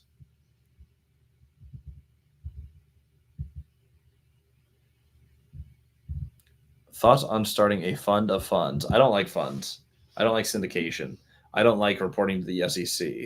There's a lot of things I don't like about funds. Not that I'm against using them. There is a time for funds. There's time for a lot of tools, but it's not a primary method. And so I've seen fund of funds where you do basically, for those who are trying to get the concept, you have multiple funds for multiple projects and they all roll up into a master fund. Fund of funds is a way to raise a lot of capital. You typically end up with very little equity in them, but you can move a large amount of money through a portfolio. I find just a bunch of LLCs in a simple structure even if they're just a bunch of LLCs in parallel, and eventually a holding company comes in and takes your equity of those. That's how we built it. And it was super straightforward and simple. And we have a ridiculously high equity in our portfolio. For using none of our own money, we own a very large percentage of each of the LLCs with clauses to buy everyone else out. I can answer the next question, then I'm going to have to go because I need to check in with the contractors. All right. When you do your inspections prior to lease renewals, are these professional inspections or do you guys do them yourselves? How do we do that? This is the property management company. I do not do them. The employees in the property management company do them. They know what to look for. They have the paperwork. They have all of it, and I would not know how to do it. Also, it's their job to schedule this with the employee because you can't just show up. Like you want to make sure that, it's their job to schedule it with the tenant because it's their job to do all that. Mm-hmm. And you can't just show up and do it unannounced. So, and then the tenants might bring up some things that need to get fixed during these inspections. And then that's when they get sent to us. So have the property management company do it. If you are self-managing, then that would need to be you. Who is doing that. And it would just be like a quick little checklist where you're just looking for things, making sure that everything's in order, and then you sign off and then you renew the lease. Cool. That is pretty much how I do it. I'll take over the rest of the questions. I'll also invite Mr. Cody in if he happens to be around and still available. We'll see if we can't drag him in here. But yeah, I will continue to handle the questions. Danni, thank you for joining us today. Welcome to Multifamily Strategy. Will we be seeing more of you? Yes, you will be. Okay. And how do people find you online if they want to get to know you? Where are you? I'm a hermit. I need to make something. My account's private. Okay. Everyone find Danni Osgood on Instagram as soon as possible and make her start her own thing. I vote we call it functional flipping because that is her mastery. We can do that. I'm a hermit on Instagram, unlike this one. Everyone, keep the questions coming, and we will get a way to contact Danni out there for you. But yeah, those inspections. One of my favorite things to do in Moses, because we've done so many projects, I know most of the costs. We do something that I call inspection light. I have a few inspectors who are our very close friends. Actually, I'll name drop one of them. Ben Brenner, Olympic Home Shield, fantastic guy to work with. He's done some projects where it's like, hey, look, we really just need to know what's going on with the electric panels, how bad is the roof, and is the foundation okay? Can you swing out here and just, we'll maybe walk through 2 units as a sample, but we know what we're doing on all the rest of the units. I'm not worried about anything we're going to find. So sometimes we'll do a full inspection. Sometimes we'll do what I call inspection light. There's multiple options and multiple ways to do it. Sending the invite here to Cody. We'll bring in the troops if we have anyone else to join me. It's always fun to have multiple takes on these deals. From the Buildy Bunch. Always good questions for the Buildy Bunch, by the way. Thank you for joining the chat. How do you protect your personal assets, house, investments in the case of failure on the real estate project? Now, don't leverage something that you're not willing to lose. So for me, I have a couple of personal guarantees, which means my house is in question. I also have a HELOC on my house that I use to scale, which means my house is involved. How do you protect that? One, with insurance. So for catastrophic failure, as far as like a lawsuit or building, umbrella insurance is ridiculously cheap, super inexpensive, and I have millions of dollars of insurance for the portfolio. I also have very good life insurance. There's a whole bunch of things that I put together. Since this was Danni and my episode, I have a bunch of stuff to protect my family and my wife in the event of catastrophic failure. However, if you personally guarantee something and no comes due, that is a factor, and you need to be able to think about that. Boom. Look at that. Cody's here now, too. We did it. Cody. Oh, I have a better format for this. Boom. Look at that. Full screen. For those who joined this late, who see Danni on the thumbnail, they're going to be like, wow, Danni looks a lot different than I imagined. Everyone, this is Cody.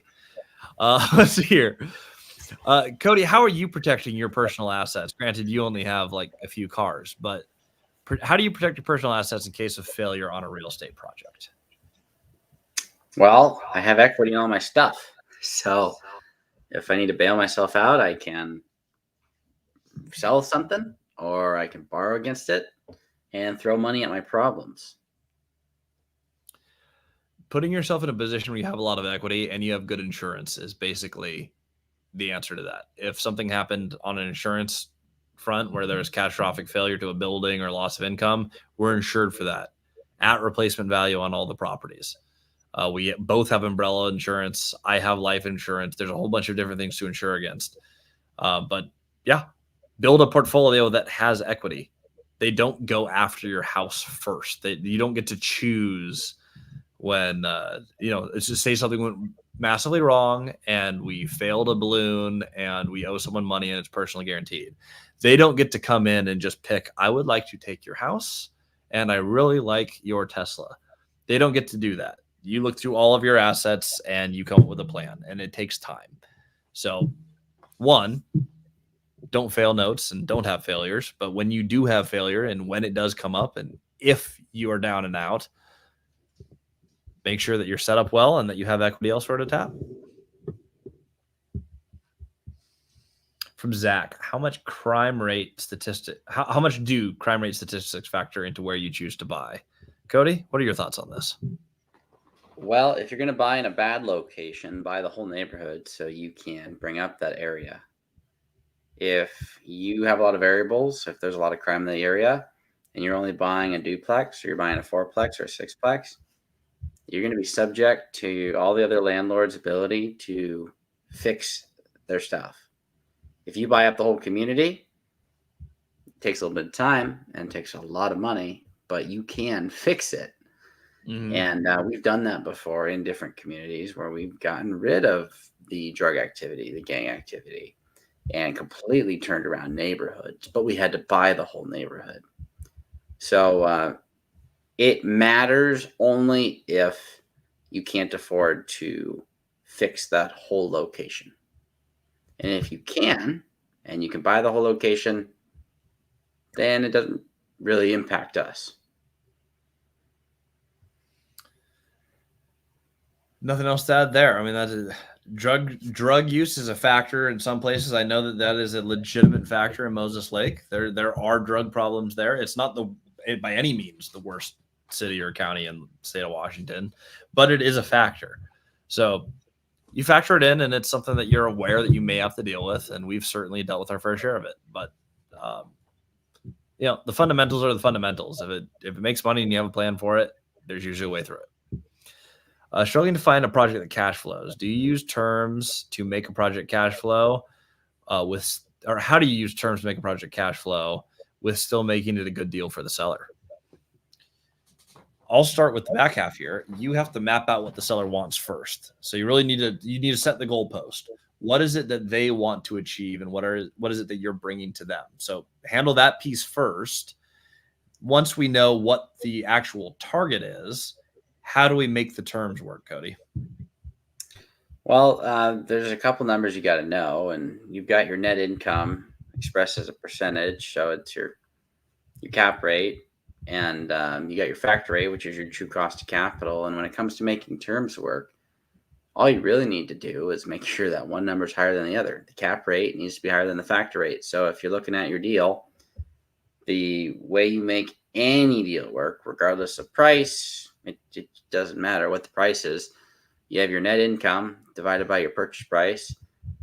That percentage needs to be higher than your annual debt cost divided into your loan amount. And if you can do those two things, you can make any deal cash flow as long as it has a positive net operating income. And you just have to make sure that if there goes the price, that your factor rate is lower than your cap rate. And if you're curious on what the heck that means, we go in depth at multifamilystrategy.com. But that is how you do these deals. Dylan, for 0% down, do you look for distressed? And if so, do you add value, or how do you add value without money? I would not look for distressed, because distressed people are not going to be able to give you great terms. Mm-hmm. You're going to probably take over their payments, or you're going to do some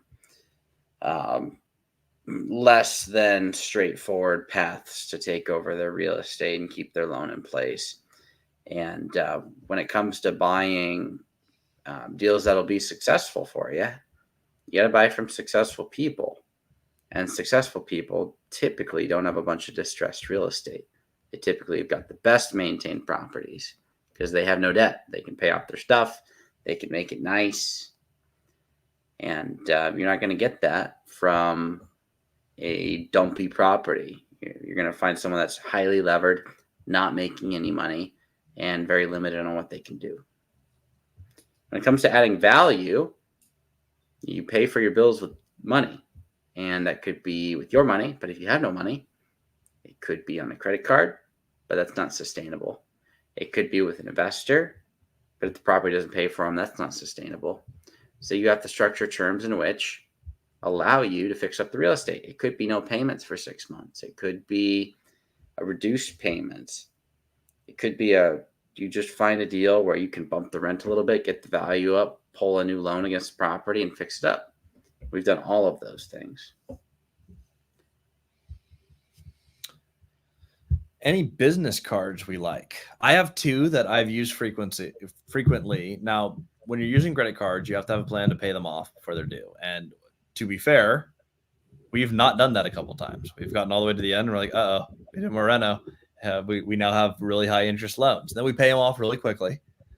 But you have to be very careful with these. So I just want to preface this with your plan. If you're using credit cards, especially the zero interest ones, you are playing with a double-edged sword. That being said, you may be able to get 12 to 18 months of interest-free money, which is phenomenal, especially on a shorter-term project.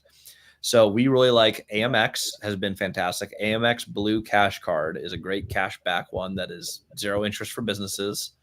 We've also had a lot of luck with the Chase Inc. card.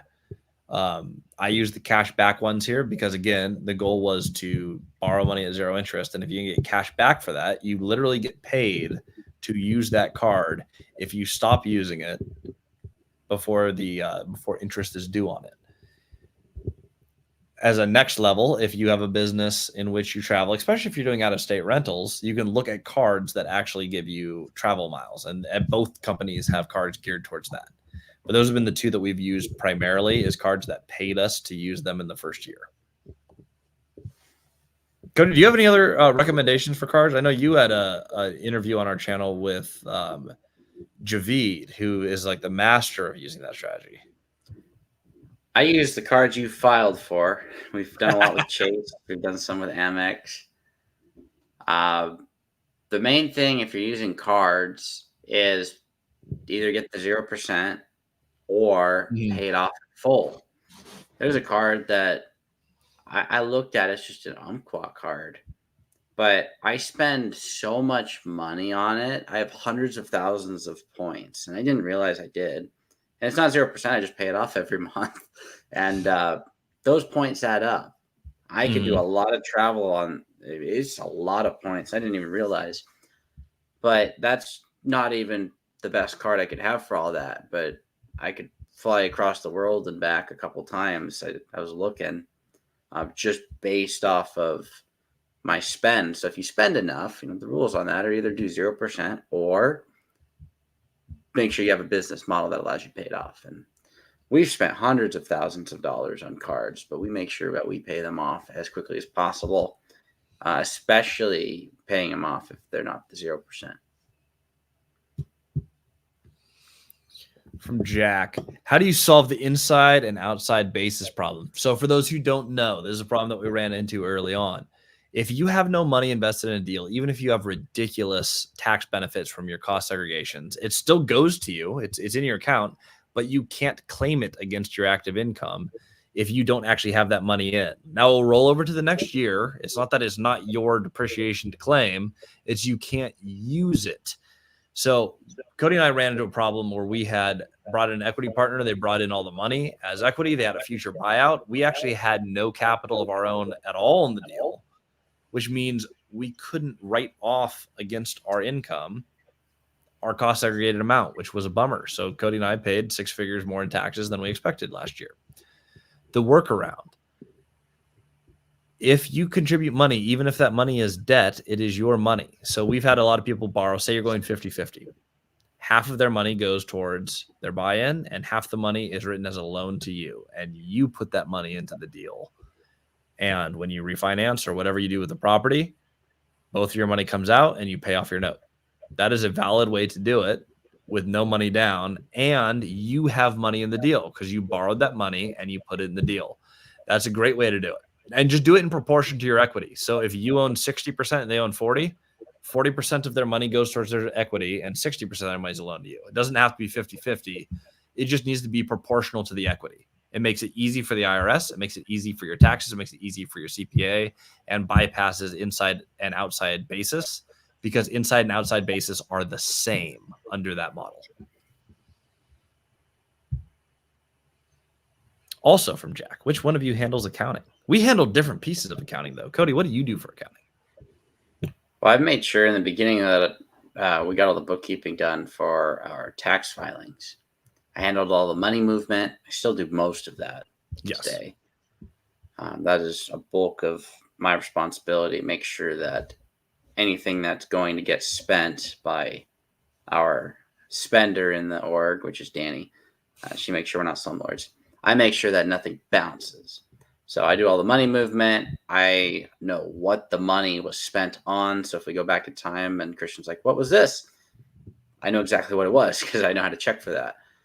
And we're doing less bookkeeping now because we've got a team, which I think is going to be our team moving forward, who handles our balance sheets, who handles our P&Ls. And that takes a lot off of me because I was the one doing that in the beginning. On my end, I have spent months and months and months and months moving all of our data, all of our transactions, all of our tax docs, everything into organized files for our CPA. And our first CPA got sick with cancer and was unable to even get close to filing taxes on time. And they botched a bunch of stuff. And it was just a bummer all the way around for everyone. They weren't healthy enough to do our taxes. It was too late in the game for us to swap. That was just painful. Our next one was a highly reputed firm that had a lot of large clients that do a lot of business. That was a good fit for us on paper. Unfortunately, the owner developed a cocaine problem and turns out they were doing massive fraud and they went to prison. So that was a bummer because that took months of work for me. Our current CPA seems to be fantastic. They're very responsive, extremely easy to work with. And we've liked them quite a bit. I think we did find our team. I've spent months and months and months compiling all the things that we need for them. Every single 1099, every K1, every historic piece of paper, every transaction, every question they have. It's a lot of work. However, we're probably about 2 weeks from being done with everything that they need for the year for our business docs. And that project's finally off me after a year of grinding. So we handle different pieces. I usually interface with the people and Cody makes sure that the books are looking correct as they come out from our bookkeeper. And that is a lot of work. It doesn't sound like it's a ton, but Cody does a lot. Dylan, so your plans to own forever and then just replace CapEx when needed if you do sell 1031 to defer capital gains or what else? Yep. That's pretty much it. You fix stuff if it breaks, preventative maintenance. And if you're going to sell, there are times where you just pay the taxes and don't 1031. Not everybody's a fan of that, but sometimes taking chips off the table and getting rid of obligations is actually the right decision. More is not better all the time. Building a bigger foundation is always better. So there are a couple situations where we're going to liquidate some assets. Something I've been thinking about a lot is I only want to own 10 properties max. And so if I want to up the unit count, then I have to change the amount of units under the roofs. And right now, our average property is probably 10 units, 10 to 12. Eventually, we'll get the average to 30. Eventually, we'll get the average to 100, and 200, and 400. And if we have 10 properties of 400 units, it's 4,000 units. It's fine. But there are going to be some times where we go down to 6 properties or 7 properties because we're going to pay the taxes and pay down our debt obligation on the existing properties. And then we can scale back up and go to the next level of bigger assets as we grow towards the 10 properties again.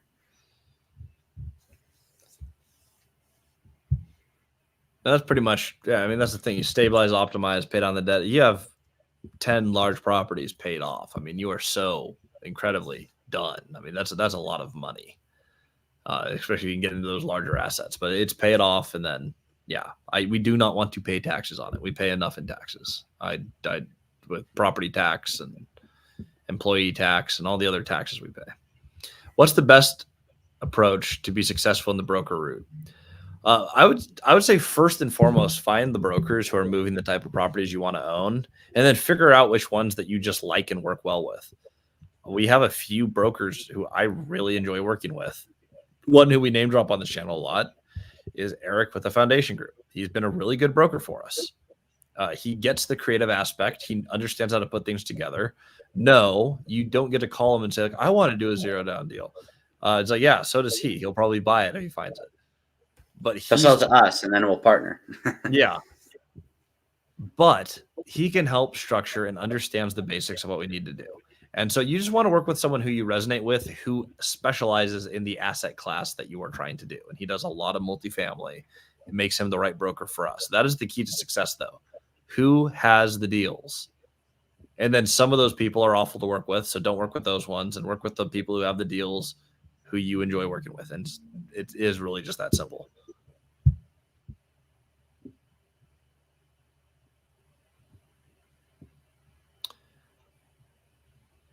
I don't know how to answer this question or how to read this question. Cody, does this question make sense to you?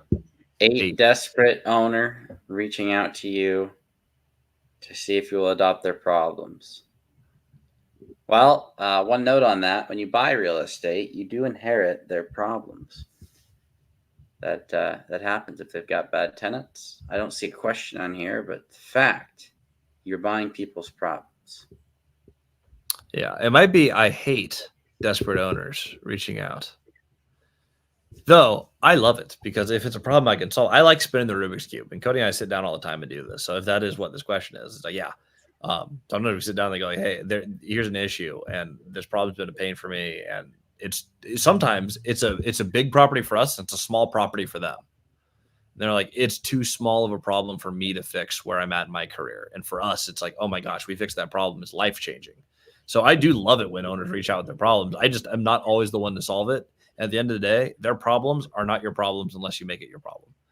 So you don't have to fix every problem. You don't have to do every deal. But man, I love it when owners reach out and go like, do you have a fix for this? Because that's been a lot of our opportunities.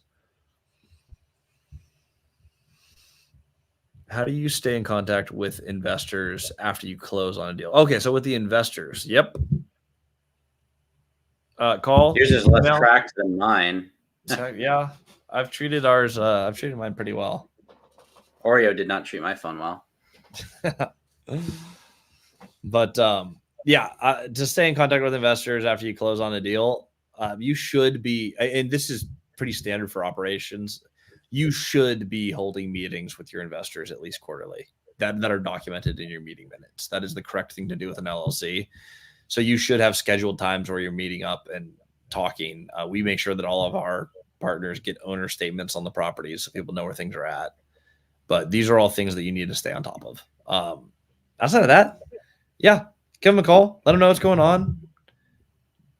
Biggest do not do is don't not tell them when bad things happen. I've seen people do that. I've seen people at multifamilystrategy.com in the mentorship group. I've had multiple people call and say, hey, I've been embarrassed to talk to my partners about this, and things have gone from bad to more bad because I don't know how to tell them. I was like, well, start by telling them. They're investors in the deal. People need to know when things come up. Usually, you can work on the problems together. So any of those things are big pieces of communication with investors. Thoughts on hiring security for areas that you own multiple big properties on? We have never done that. I don't know why you would need security. I mean, maybe security cameras. We've done that.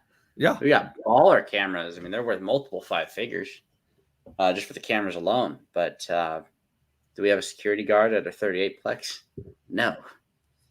That would be excessive, and that's what the police are there for. We have public things for that. Now, having security in a Class A or B 100-unit complex, that make sense to have someone in charge of that on a big, massively expensive asset. We don't have those. We're baby investors. Yes.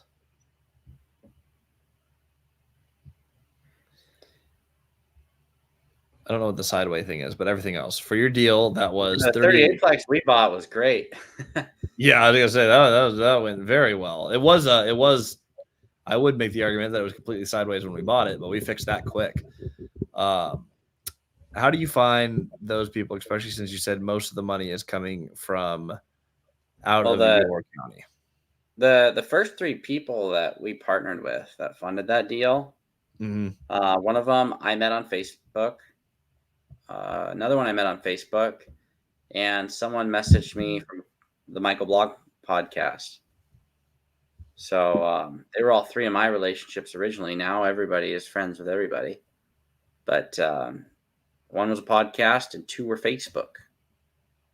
So, ta-da, we found them online. And one of them was in just a Facebook group. One of them messaged me because a good friend of ours, Beth, who owns a lending company, made a post about me in front of my 12-plex. So they reached out, and he and I did a flip together, and then they used that flip money to fund the 38-plex. Third one was a cold email from a podcast, and then they gave us $100,000 as a test run, and we ended up buying everybody out early.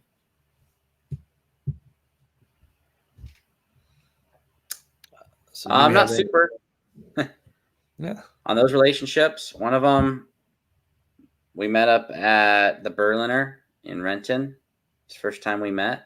It's my buddy Champ. And then the other 2, I did a flip with Paul, and we each made good money on that one. And we flipped a house in Puyallup and made a lot of money. And he used that money to fund the deal, and I used that money to pay off a loan. Turns out if you start with no money, you do have to pay off your debts eventually. So I didn't get to keep any of that cash. And then the third one, definitely didn't have a relationship established. I mean, we'd met up a couple of times, but that was it. Do you guys use Excel. any software in this? Yeah, we just use Excel. That's it. Very basic download. We share that too on course and mentorship, but we have that on all of our stuff. Very, very simple. Your basics, you need to figure out all your expenses, and income minus expenses is your cash flow. Your deals have to cash flow on long-term debt. The math is not hard to learn here. So Excel is a super easy way to track that. And I need to hop off onto a investor call. So I'm going to do that. Adios. We'll talk soon. Peace.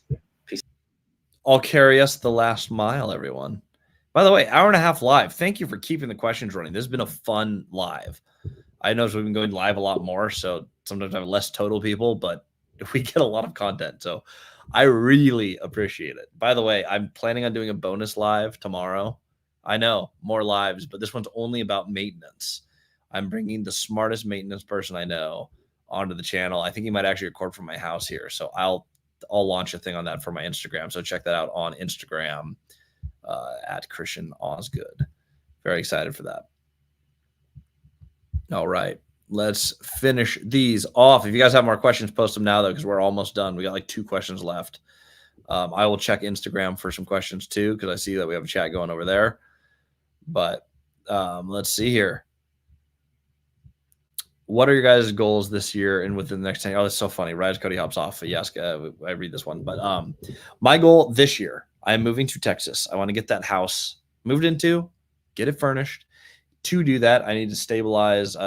Property management needs to be stabilized. I have a few systems that are expensive that we're going to cut down on a little bit.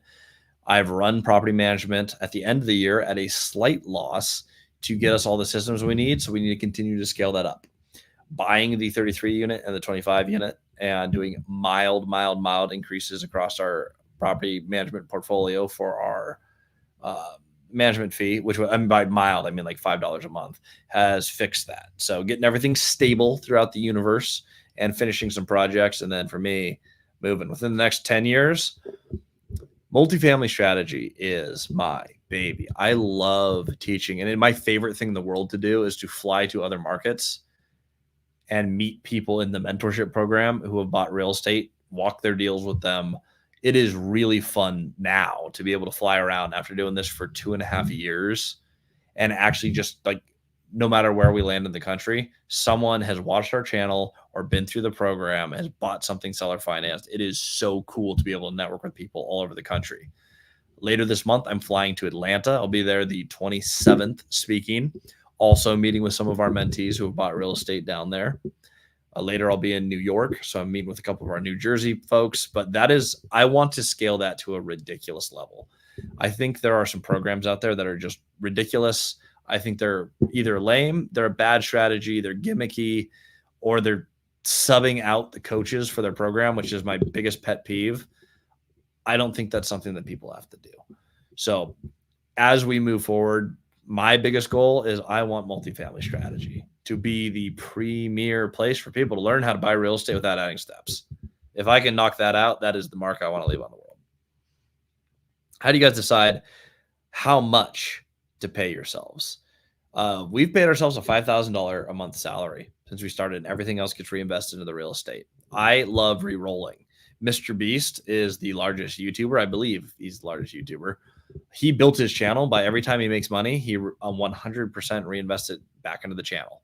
And he's still like a vast majority of their proceeds reinvested in the next video. Just 100% re-roll again and again and again, building your brand.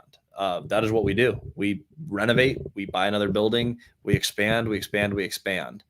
I want to keep pushing and scaling. So $60,000 does it for me. My Texas house happens to cost more than my rented house. I will increase my salary to $10,000 a month. When we need to do distributions, there's usually one time a year, Cody and I will do a one-time $100,000 distribution. At least we did last year because we had excess in the portfolio. Just there was enough excess cash after projects where it was appropriate to like, you know what, there's an extra $200,000 here. I think we pay ourselves and say, good job. You had a successful year. That's how we pay ourselves. And that's how much we've been paying ourselves through the portfolio through the years. What days do you go live? Make posts, schedule for, okay. So every Wednesday, 3 p.m., I go live. That is scheduled. Occasionally, I just get people who are like, hey, I'm around. I'm like, we should go live together. We should talk about this. I love spontaneous lives. It's kind of fun to see different people pop in at unscheduled times. So I'm going to keep everyone on their toes. Sometimes just look for the live button because I'm usually live doing a specific topic with specific guests. And sometimes I'm just going to hit the button and we're going to appear. The scheduled lives right now are every single Wednesday, 3 p.m. Pacific Standard Time. And usually these calls go from 1 to 3 hours. So be here for those. Of course, I'm mentioning this an hour, 40 minutes in. So anyone who actually watches this recorded, who's missed the lives, you have trooped it out a long time to hear that little tidbit of audio. Christian Alexander. Speaking of people who are part of our programs. Christian, I remember you because my name is Christian Alexander Osgood. Your first and last name are my first and middle name. I will have a difficult time not remembering who you are. Let's say you're wanting to buy a property. Would you prefer it to be 100% occupied or 80 to 90 since you can negotiate down? When I'm buying a property, I want it to be cash flowing however I buy it. If it's 90% occupied and it's cash flowing, awesome. We have upside on it. If it is 100% stabilized and it's full of people and it's doing well and it cash flows day one, I'm thrilled that I don't have any projects to do. The occupancy isn't the main thing I'm looking at. I'm looking at cash flow for long-term fixed rate debt. How do I buy it? How do I never lose it? So I need to know that there's enough upside in the property if I'm buying at market rate where I can refinance later and cash out any investors that I may have on it or replace any debt. But outside of that, occupancy isn't my main thing. Is the income higher than the expenses? And it's the day one income. Very good question, though. We don't do a lot of targeting on properties. There's a lot of things that make a deal work. And it's all just based on how is the property performing. How do you get more deal flow during the build phase? You meet more owners. That's it. I wish I had a better answer for you. It's so simple. Caleb Hommel's done it better than Cody and I have. He moved to his market where he owned his 25 unit. Within 30 days, he met all but one major owner in his market. Just went all the way through them, met all of them. Mission accomplished. He has massive deal flow. Meeting the owners and not trying to buy their stuff, but just communicating what you're trying to buy and how you're moving forward and learning from them. If you do that in your market, it takes you a month to meet basically everyone. In a large city, it's a sub market. In a place like where Caleb's at, population's like 20,000 people, and then there's 15,000 college students. So you have, depending on the time of year, 20 to 35,000 people in the town. Not that big of a town. Caleb dominates that town. He's able to do that because he met more owners. That is the way to do it. Meet the players who are playing the game. They will deal you in. What apps or services do you use to run properties? Porfolio property management is robust. That's the software. It is robust. It is really hard to use. Like it's hard to learn, barrier to entry, but it does everything. Anything you can think of, they can do it. I also use a company called APM Help to run that software because sometimes there's something where I'm like, I don't know how to log this or what this needs to look like. They help make sure that our bank recs stay accurate and that the properties run the way that they are supposed to.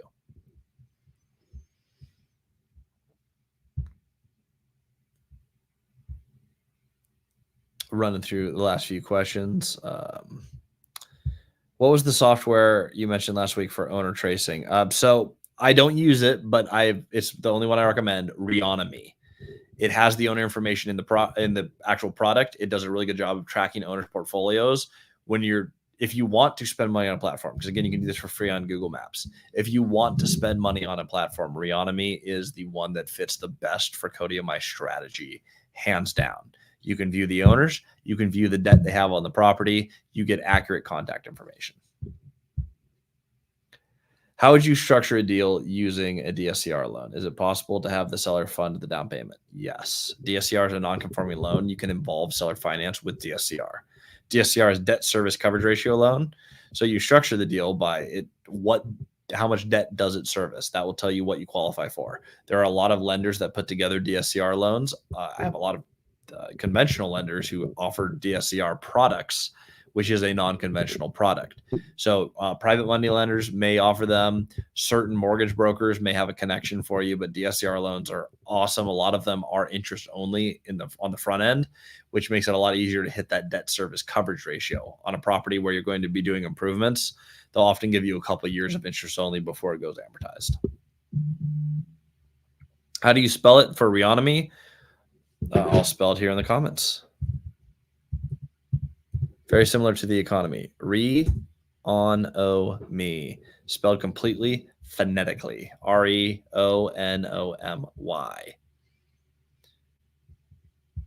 Would you consider a mobile home community to invest in one day? We bought 25 units in Mason County. We bought 25 units with an average rent of about $800. We bought it per month. We bought that for $375,000. It's worth about $1.2 million as soon as we fix the septic drain field. We thought there might be a problem with the well. Turns out there is not. So all we have to do is fix the septic, which is getting a new drain field. And this actually has 28 units. We need to remove 3 because there's too many units for that drain field. And then we have a 25 unit fully performing mobile home park for $375,000. So mobile home parks, we love them. After your home, what's next for you, Christian? I am going to start the debt hammer harder than we already are. We're already paying down some debt, but I'm going to focus all of my cash flow, all of my attention, all of my portfolio, all of my acquisitions and dispositions on getting debt free. I want to pay off that house. I want to pay off all of the portfolio, and I don't want any partners outside of Cody. We'll keep Cody, and we'll keep my wife because she's automatically my partner. But I have a lot of buyouts that I want to execute. I have a few strategic partners that we'll probably be keeping long-term, but generally speaking, the next thing for me is I've never seen anyone on YouTube or any other platform scale a large portfolio quickly and pay off all the debt. I've never seen it done online. Conceptually, this works. We've proven you can build without your own money. We've proven you can stabilize without having your own money. We're doing a lot of optimization, and we're proving that's possible. I've never seen anyone go full proof of concept publicly on, I'm going to do all 4 phases. I'm going to make it all the way. So closing the loop on what we're telling everyone to do is the most important thing I think that I can do. I really want my mark on the world to be, this is like, come up with a model to like, hey, you can break out the rat race, do your own thing, do it in real estate, and with or without money, you can make it and be debt free. So I'm going to go prove that that is possible by finishing this out. I think it's going to take me 10 years to do so.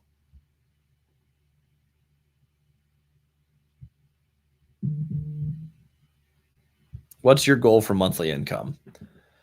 I don't care as much about monthly income as I used to, only because I hit our goal. Cody and I wanted $25,000 a month each. We surpassed that notably. Now I don't pay myself that. I put it back in my portfolio, but we passed that quite quickly. It sounds, I don't know how to make this sound not like obnoxious. I have more money than I need. We made it in real estate. Like the income is more than I spend by a lot. I'm a very frugal person. My house in Texas is fairly big, but doesn't cost that much. It's still less than $1 million house. Things that I like with money. I love having a sauna. I'm going to build a bigger sauna than I have now. It's something that I enjoy. My home gym at home is about $3,000, and I love working out at home. I'd love to have a $10,000 gym. None of those things cost significantly a lot out of a $25,000 a month passive income, and we have more than that. So my income goals, I've hit all the ones that I realistically need. So my goals now are, let's take more money to grow the brand and build the portfolio, stabilize it, roll into more passive assets. We still have millions of dollars to spend on our portfolio to get it where it needs to be. So that's like, the income's going to get rolled in there, but my personal income goal, we're quite far past where I would realistically ever need. And Johnny, yes, that particular property, the mobile home park, that was a stellar. It's just a stellar deal. We won on price by so much. What do I do for hobbies? Must be very busy. How do you keep work-life balance? I do not. I share this all the time on this channel. I do not have work-life balance. I work about, on a lighter day, I'll work about 11 hours a day. I have had many days where I'll work 20 hours a day. And yes, I realize that means I'm sleeping 4 hours. I'll do consecutive days at 4 hours of sleep with one meal to save on time. Like, I work constantly. I have 5 companies that I run, three main ones: the acquisitions, the multifamily strategy, and the property management company, because I'm the CEO of like those companies. Cody and I obviously do a lot in the portfolio together, but I spend a lot of my time on the rest of the businesses. I have other businesses as well that are smaller pieces of my universe, but I work every waking second. So work-life balance, I work with my wife. I spend 30 minutes to an hour every day working out. I do a lot of my day planning, and I write out whatever my social media plan is. I write from the sauna, which is 30 minutes that I get to myself. I read my Bible 30 minutes a day. I think that's very important. And outside of that, if I'm awake, I'm working. If you're trying to do this as fast as I did, balance is not part of the equation. Now later, with stabilized portfolio, finished, optimized in large buildings, I can do whatever I want with my time. It will probably be building more businesses. I love the game. It's really fun. Get a private jet. I actually probably will at some point, because I'm right next to a private airfield. That was actually strategic. If my wife and I start to have kids, I hate flying, and I fly a lot. We're not there yet. We're not even close to there yet. Private jets are ridiculous. You have to be making crazy money. At some point, if we continue our success, you will not see me like Grant Cardone straddling my jet on the cover of a book. Functionally, as a tax write-off and ability to move around the country freely to do my business, we may do that. Where did you learn from? I learned how not to do a lot in business from an early mentor. He bought everything with or without money. He bought condos, he bought office buildings, and he consistently lost it all and got sued for bad business practices. I learned how not to build business from him, but I also learned a lot from him on the mentality of how do we solve deals? How do we eliminate problems? How do you manage stress? My best mentor just happened to have a lack of business ethics that I also learned a lot from. So I would not be where I'm at without that individual. And I need to give them full credit for that. Like, I learned a lot from them, and I'm really grateful for my time with them. However, they got penalized for their bad business practices, and I learned what not to do in business very, very early. So I learned that in my career. I learned that from mentors. I learned sales from the best sales manager I ever had, John Hickman. He worked for the CoStar Group. Shout out to John. That guy's like 6'6", absolute titan of a man. Learned a bunch from him, but I learned a lot from the owners that we bought from in the market that we buy in.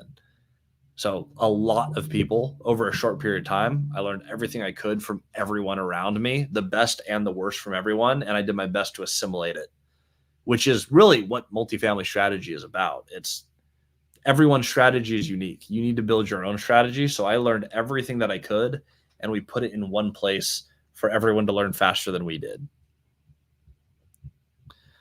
Almost done with the questions here. Am I needed elsewhere? Lovely wife who is walking in the room. Okay, nope, Danny's not coming back. I was thinking she's going to join us one more time.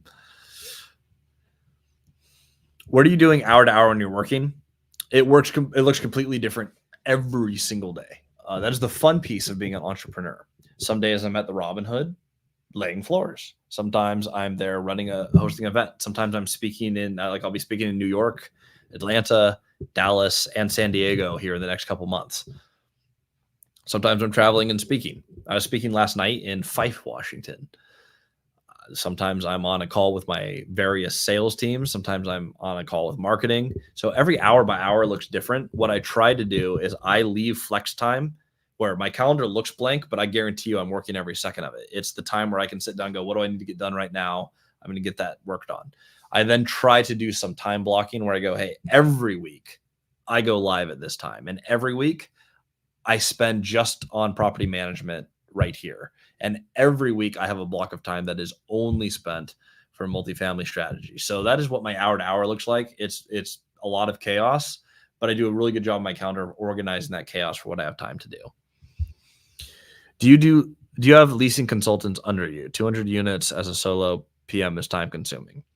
I have a director of property management who does the leasing consulting, and she also writes the leases, and she does a bulk of our showings. I'm going to be hiring what's called a porter who's going to do a lot more of the, hey, there's a small maintenance thing. Can we go meet a contractor out here, deliver a key somewhere, or help with the move-in? They're going to be helping with that, taking stuff off us. My wife coordinates all the contractors, which I have a ton of, and I handle all the bookkeeping, reporting, accounting, state filing, and then all PM companies are also brokerages. I also manage the brokers in my office. I don't talk about that often, but I do own a brokerage, and we do decent transaction volume. Not a ton, but decent. Value time over income. Lots of income doesn't do any good unless you're busy. I absolutely agree with that. If you enjoy work a lot, then, do what you love. I am here to compete. This is a board game, and I understand that we only have our 3 resource pools: cash flow, liquidity, equity, and real estate. I am just trying to grow those, and you move them back and forth, and you trade the pieces around, and you keep them in balance. Scaling is fun. Competing is fun. A lot of what I do now is based on how do I do the best that I can with the pieces that I'm given. I feel like I have a responsibility to do that. So it's not about generating money necessarily. It's about how do I take the money I have and grow it and deploy it appropriately. I found that the most rewarding thing for me in real estate is providing affordable housing for people and doing it in a profitable manner. You can go through and go, how do we make sure that there's profit, which is left over to take care of people and grow the businesses? But how do we do it in a way where we can keep rent somewhere and work with housing authorities and actually fight homelessness and put people who are in rough situations in excellent housing, where it's a nice place to live, where they enjoy living? We can actually improve people's quality of life and get paid to do so. I love scaling that. So I play the game. I do things that are good for communities, good for local economies. We come in and buy slummy properties, and we make them very, very nice. We make them fun and great places to live that are safe communities. It's rewarding. It's something to do with your time, because eventually everyone's going to die. And just, to me, it beats watching Netflix or going bowling with Not that I don't like bowling. There's all these things that people do that I don't find interesting. I find competing in business interesting, so I will do that. And managing money is a large piece of business. That is basically your lifeblood. You can only grow to the extent that you can circulate blood through the body. So cash flow works the same way. We can only grow to the extent that our cash allows us to. So money is meant to expand and improve and invest in communities and make a difference. That's what money's for. Once your basic needs are met, which for me was cut off at about $25,000, it's more than I spent by a lot. Once your basic needs are met, money doesn't make you any happier. It doesn't do anything. It allows you to make a difference in the world. And that's what we're trying to do. Do I have an active mentor? I have many active mentors. I don't have one person I'm learning from because I've never met anyone who's done what I've done. Just frankly, I've never seen anyone build a portfolio this fast without money. There's really not a map for how to do what we're doing because we took a ton of people's strategies, took the best pieces, and condensed them into as little time as humanly possible. So no, I don't have the one person who got us to where we're at or is my current mentor. I will say when I get stuck, Matthew Hawkins, Lumberjack Landlord on YouTube, most underrated and most intelligent investor ever. When I get stuck, he is the one I reach out to. Of my current group of mentors or people who guide me, that is the one I trust more than anyone else to build a portfolio the right way. Incredible investor.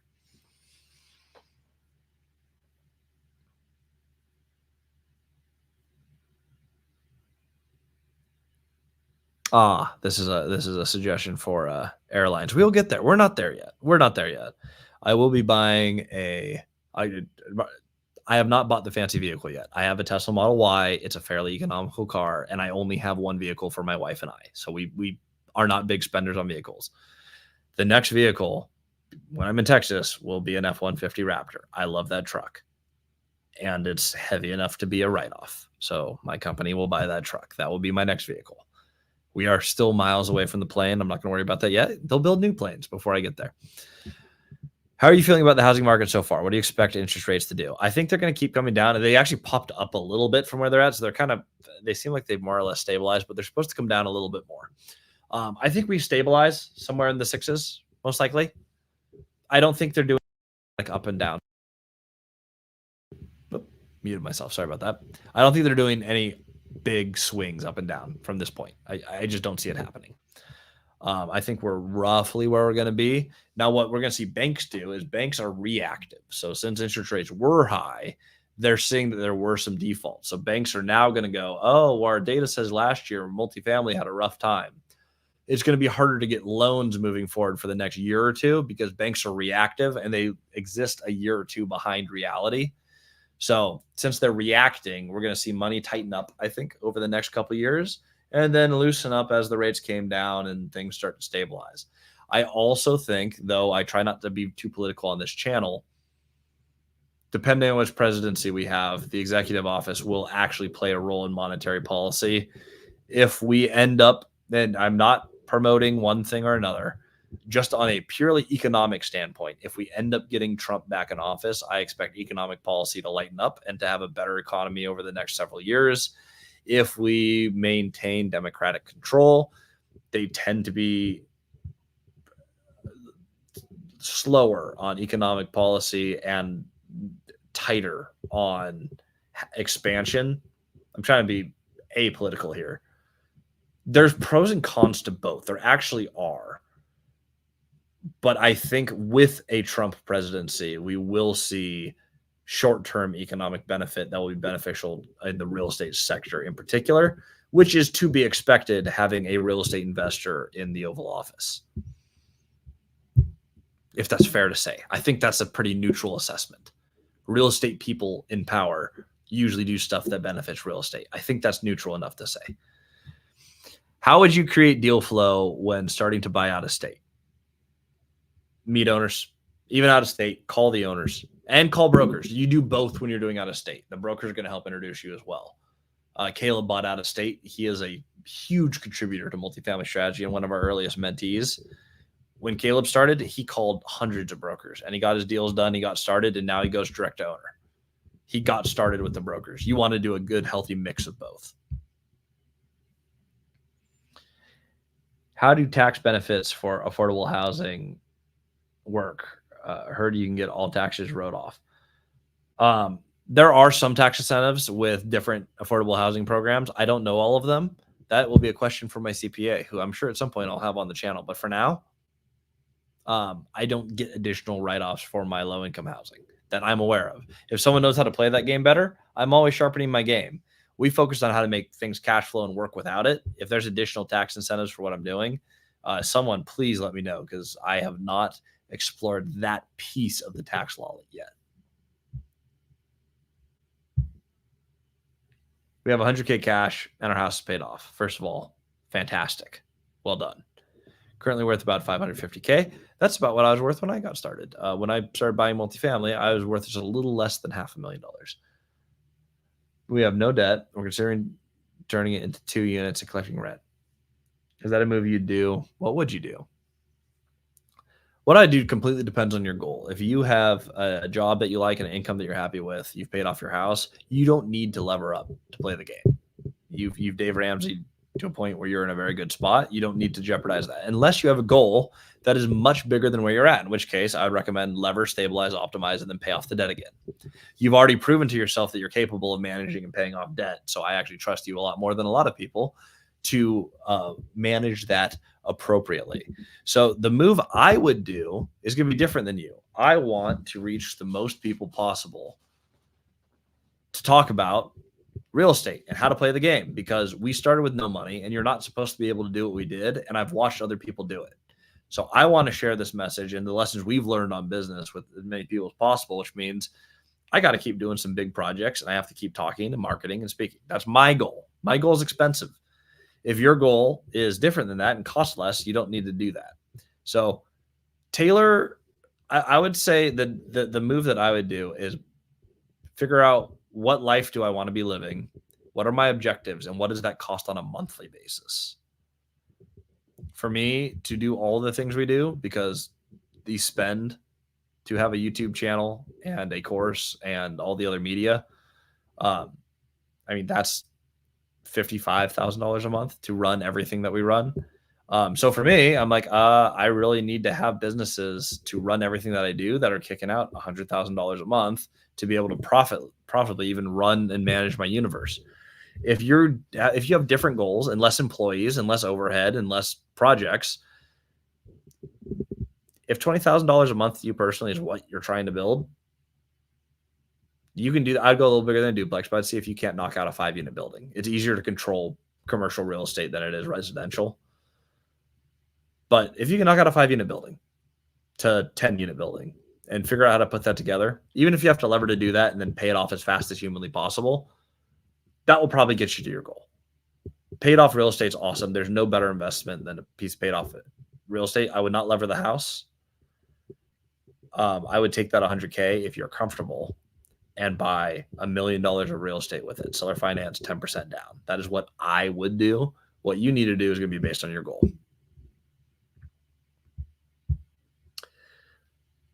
Minecraft. I'm a 14-year-old aspiring entrepreneur. How do I make a lot of money online or use physical assets at a young age? So the best thing that you can do young, I believe that I actually do have a thing for this. There's a lot of ways to make money online. If you want to be different than everyone else and make more money online than others, which I have made 7 figures online stuff. We have multiple companies that make a lot of money. Do something that other people are not doing and then talk about it. If you have a plan for what you want to do, and it could be anything. It could be starting a brand. It could be starting a restaurant, though I recommend against that, and hospitality. But determine what it is you want to do. First thing I would do is I'd start calling my shot online, because if you don't do it, no one will remember you. There's too much noise online. But if you're the one who said, I'm going to do this, Cody and I said, we're going to close this 38 and we're going to build a 100-unit portfolio and we're going to do it in under 2 years. And here we are 2.5 years with a couple hundred units, a resort. We hit all of our goals. We declared it online before we owned any real estate on the YouTube channel. If you go to Multifamily Strategy on YouTube, Cody and I said exactly what we were going to do, and that's exactly what we did. If you determine what it is you want to do, you tell the world, hey, I'm going to do this, and then you go do something epic, then you get to talk about it, and then you get to monetize it. You get paid for doing the thing. A lot of people your age, 14, wants to do something online to make money, and so does everyone else your age. They're going to hear about, oh, start an Amazon store, be an affiliate marketer. There's always the newest gimmick. Be the one who does something of value that is actually unique, and then talk about that. That worked really well for me. That worked well for Cody. There's someone at the CoStar group. Her name was Jamie. When she was a new rep, she won a massive contest. She got a free Tesla. She got hundreds of thousands of dollars for having the best pitch at a sales conference with 300 other reps. And she was a brand new rep. The first day, they played it back on the replay every morning. They showed little clips of the event. She goes, I'm winning this event, calling my shot. And then she called her shot and she made it. That will build a brand online. But online game is all about having the best brand, the best marketing. Nothing beats having an awesome, relatable story. So that is my advice to you. That worked for me. I've seen it work for others. Build a brand and do something unique and epic. Will you buy in Texas after you move? I have already bought in Texas. I've not been public with every single property I own in Texas, but I own multiple buildings in Texas, and I will continue to expand Texas. I love that state, and it is super easy to manage in. What do you do or read to stay on top of the market? I don't. I talk to owners and all the other people who watch TV. Like I watch Netflix at night with my wife. We love that. When we go to bed, we watch 30 minutes of TV every night. I do not want to work on markets when I watch media. When I meet with owners or I go to conferences, people just tell me all these things, and then I research them, and I'll Google facts that I find interesting. I know what the market's doing because I talk to lenders and owners, and I buy my deals where they cash flow on today's numbers. So a lot of what goes on in the market has nothing to do with me because I negotiate my own price, my own debt product, and my own terms. The market is unrelated to that. It has nothing to do with that unless I have to refinance in a short period of time. And then I need to poke my head in and say, okay, I'm buying at this price and I'll be able to refinance at this price. We're good to go. But yeah, we built a strategy that is market agnostic. So what the market is doing really has nothing to do with my business because I'm not the market. I am my own bank and my own. And oftentimes, like we structure our own debt. So basically, we're our own mortgage originator. We're negotiating our own price. We're fixing all the terms. So market has so little to do with us that I don't really follow it all that close.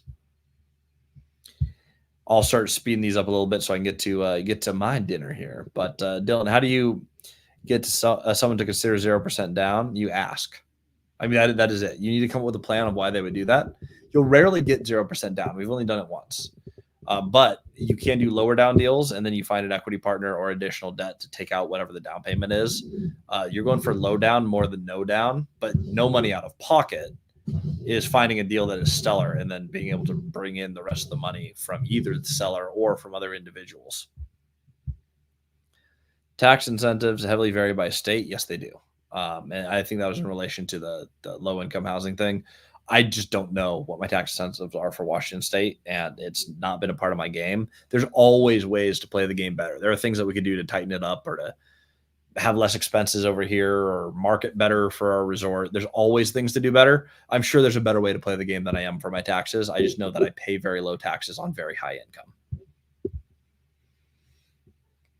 Thanks for your input on everything. Mason, absolutely. I love doing these. Live is my favorite part of the week. Seriously, this is my favorite thing that we do.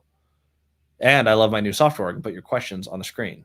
StreamYard. I'm not endorsed by them, but I should be because I love this software.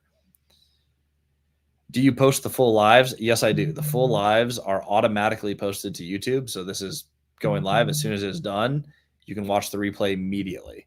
I think it takes a little while for the high def to download, especially on a long live, but at some point it will go live.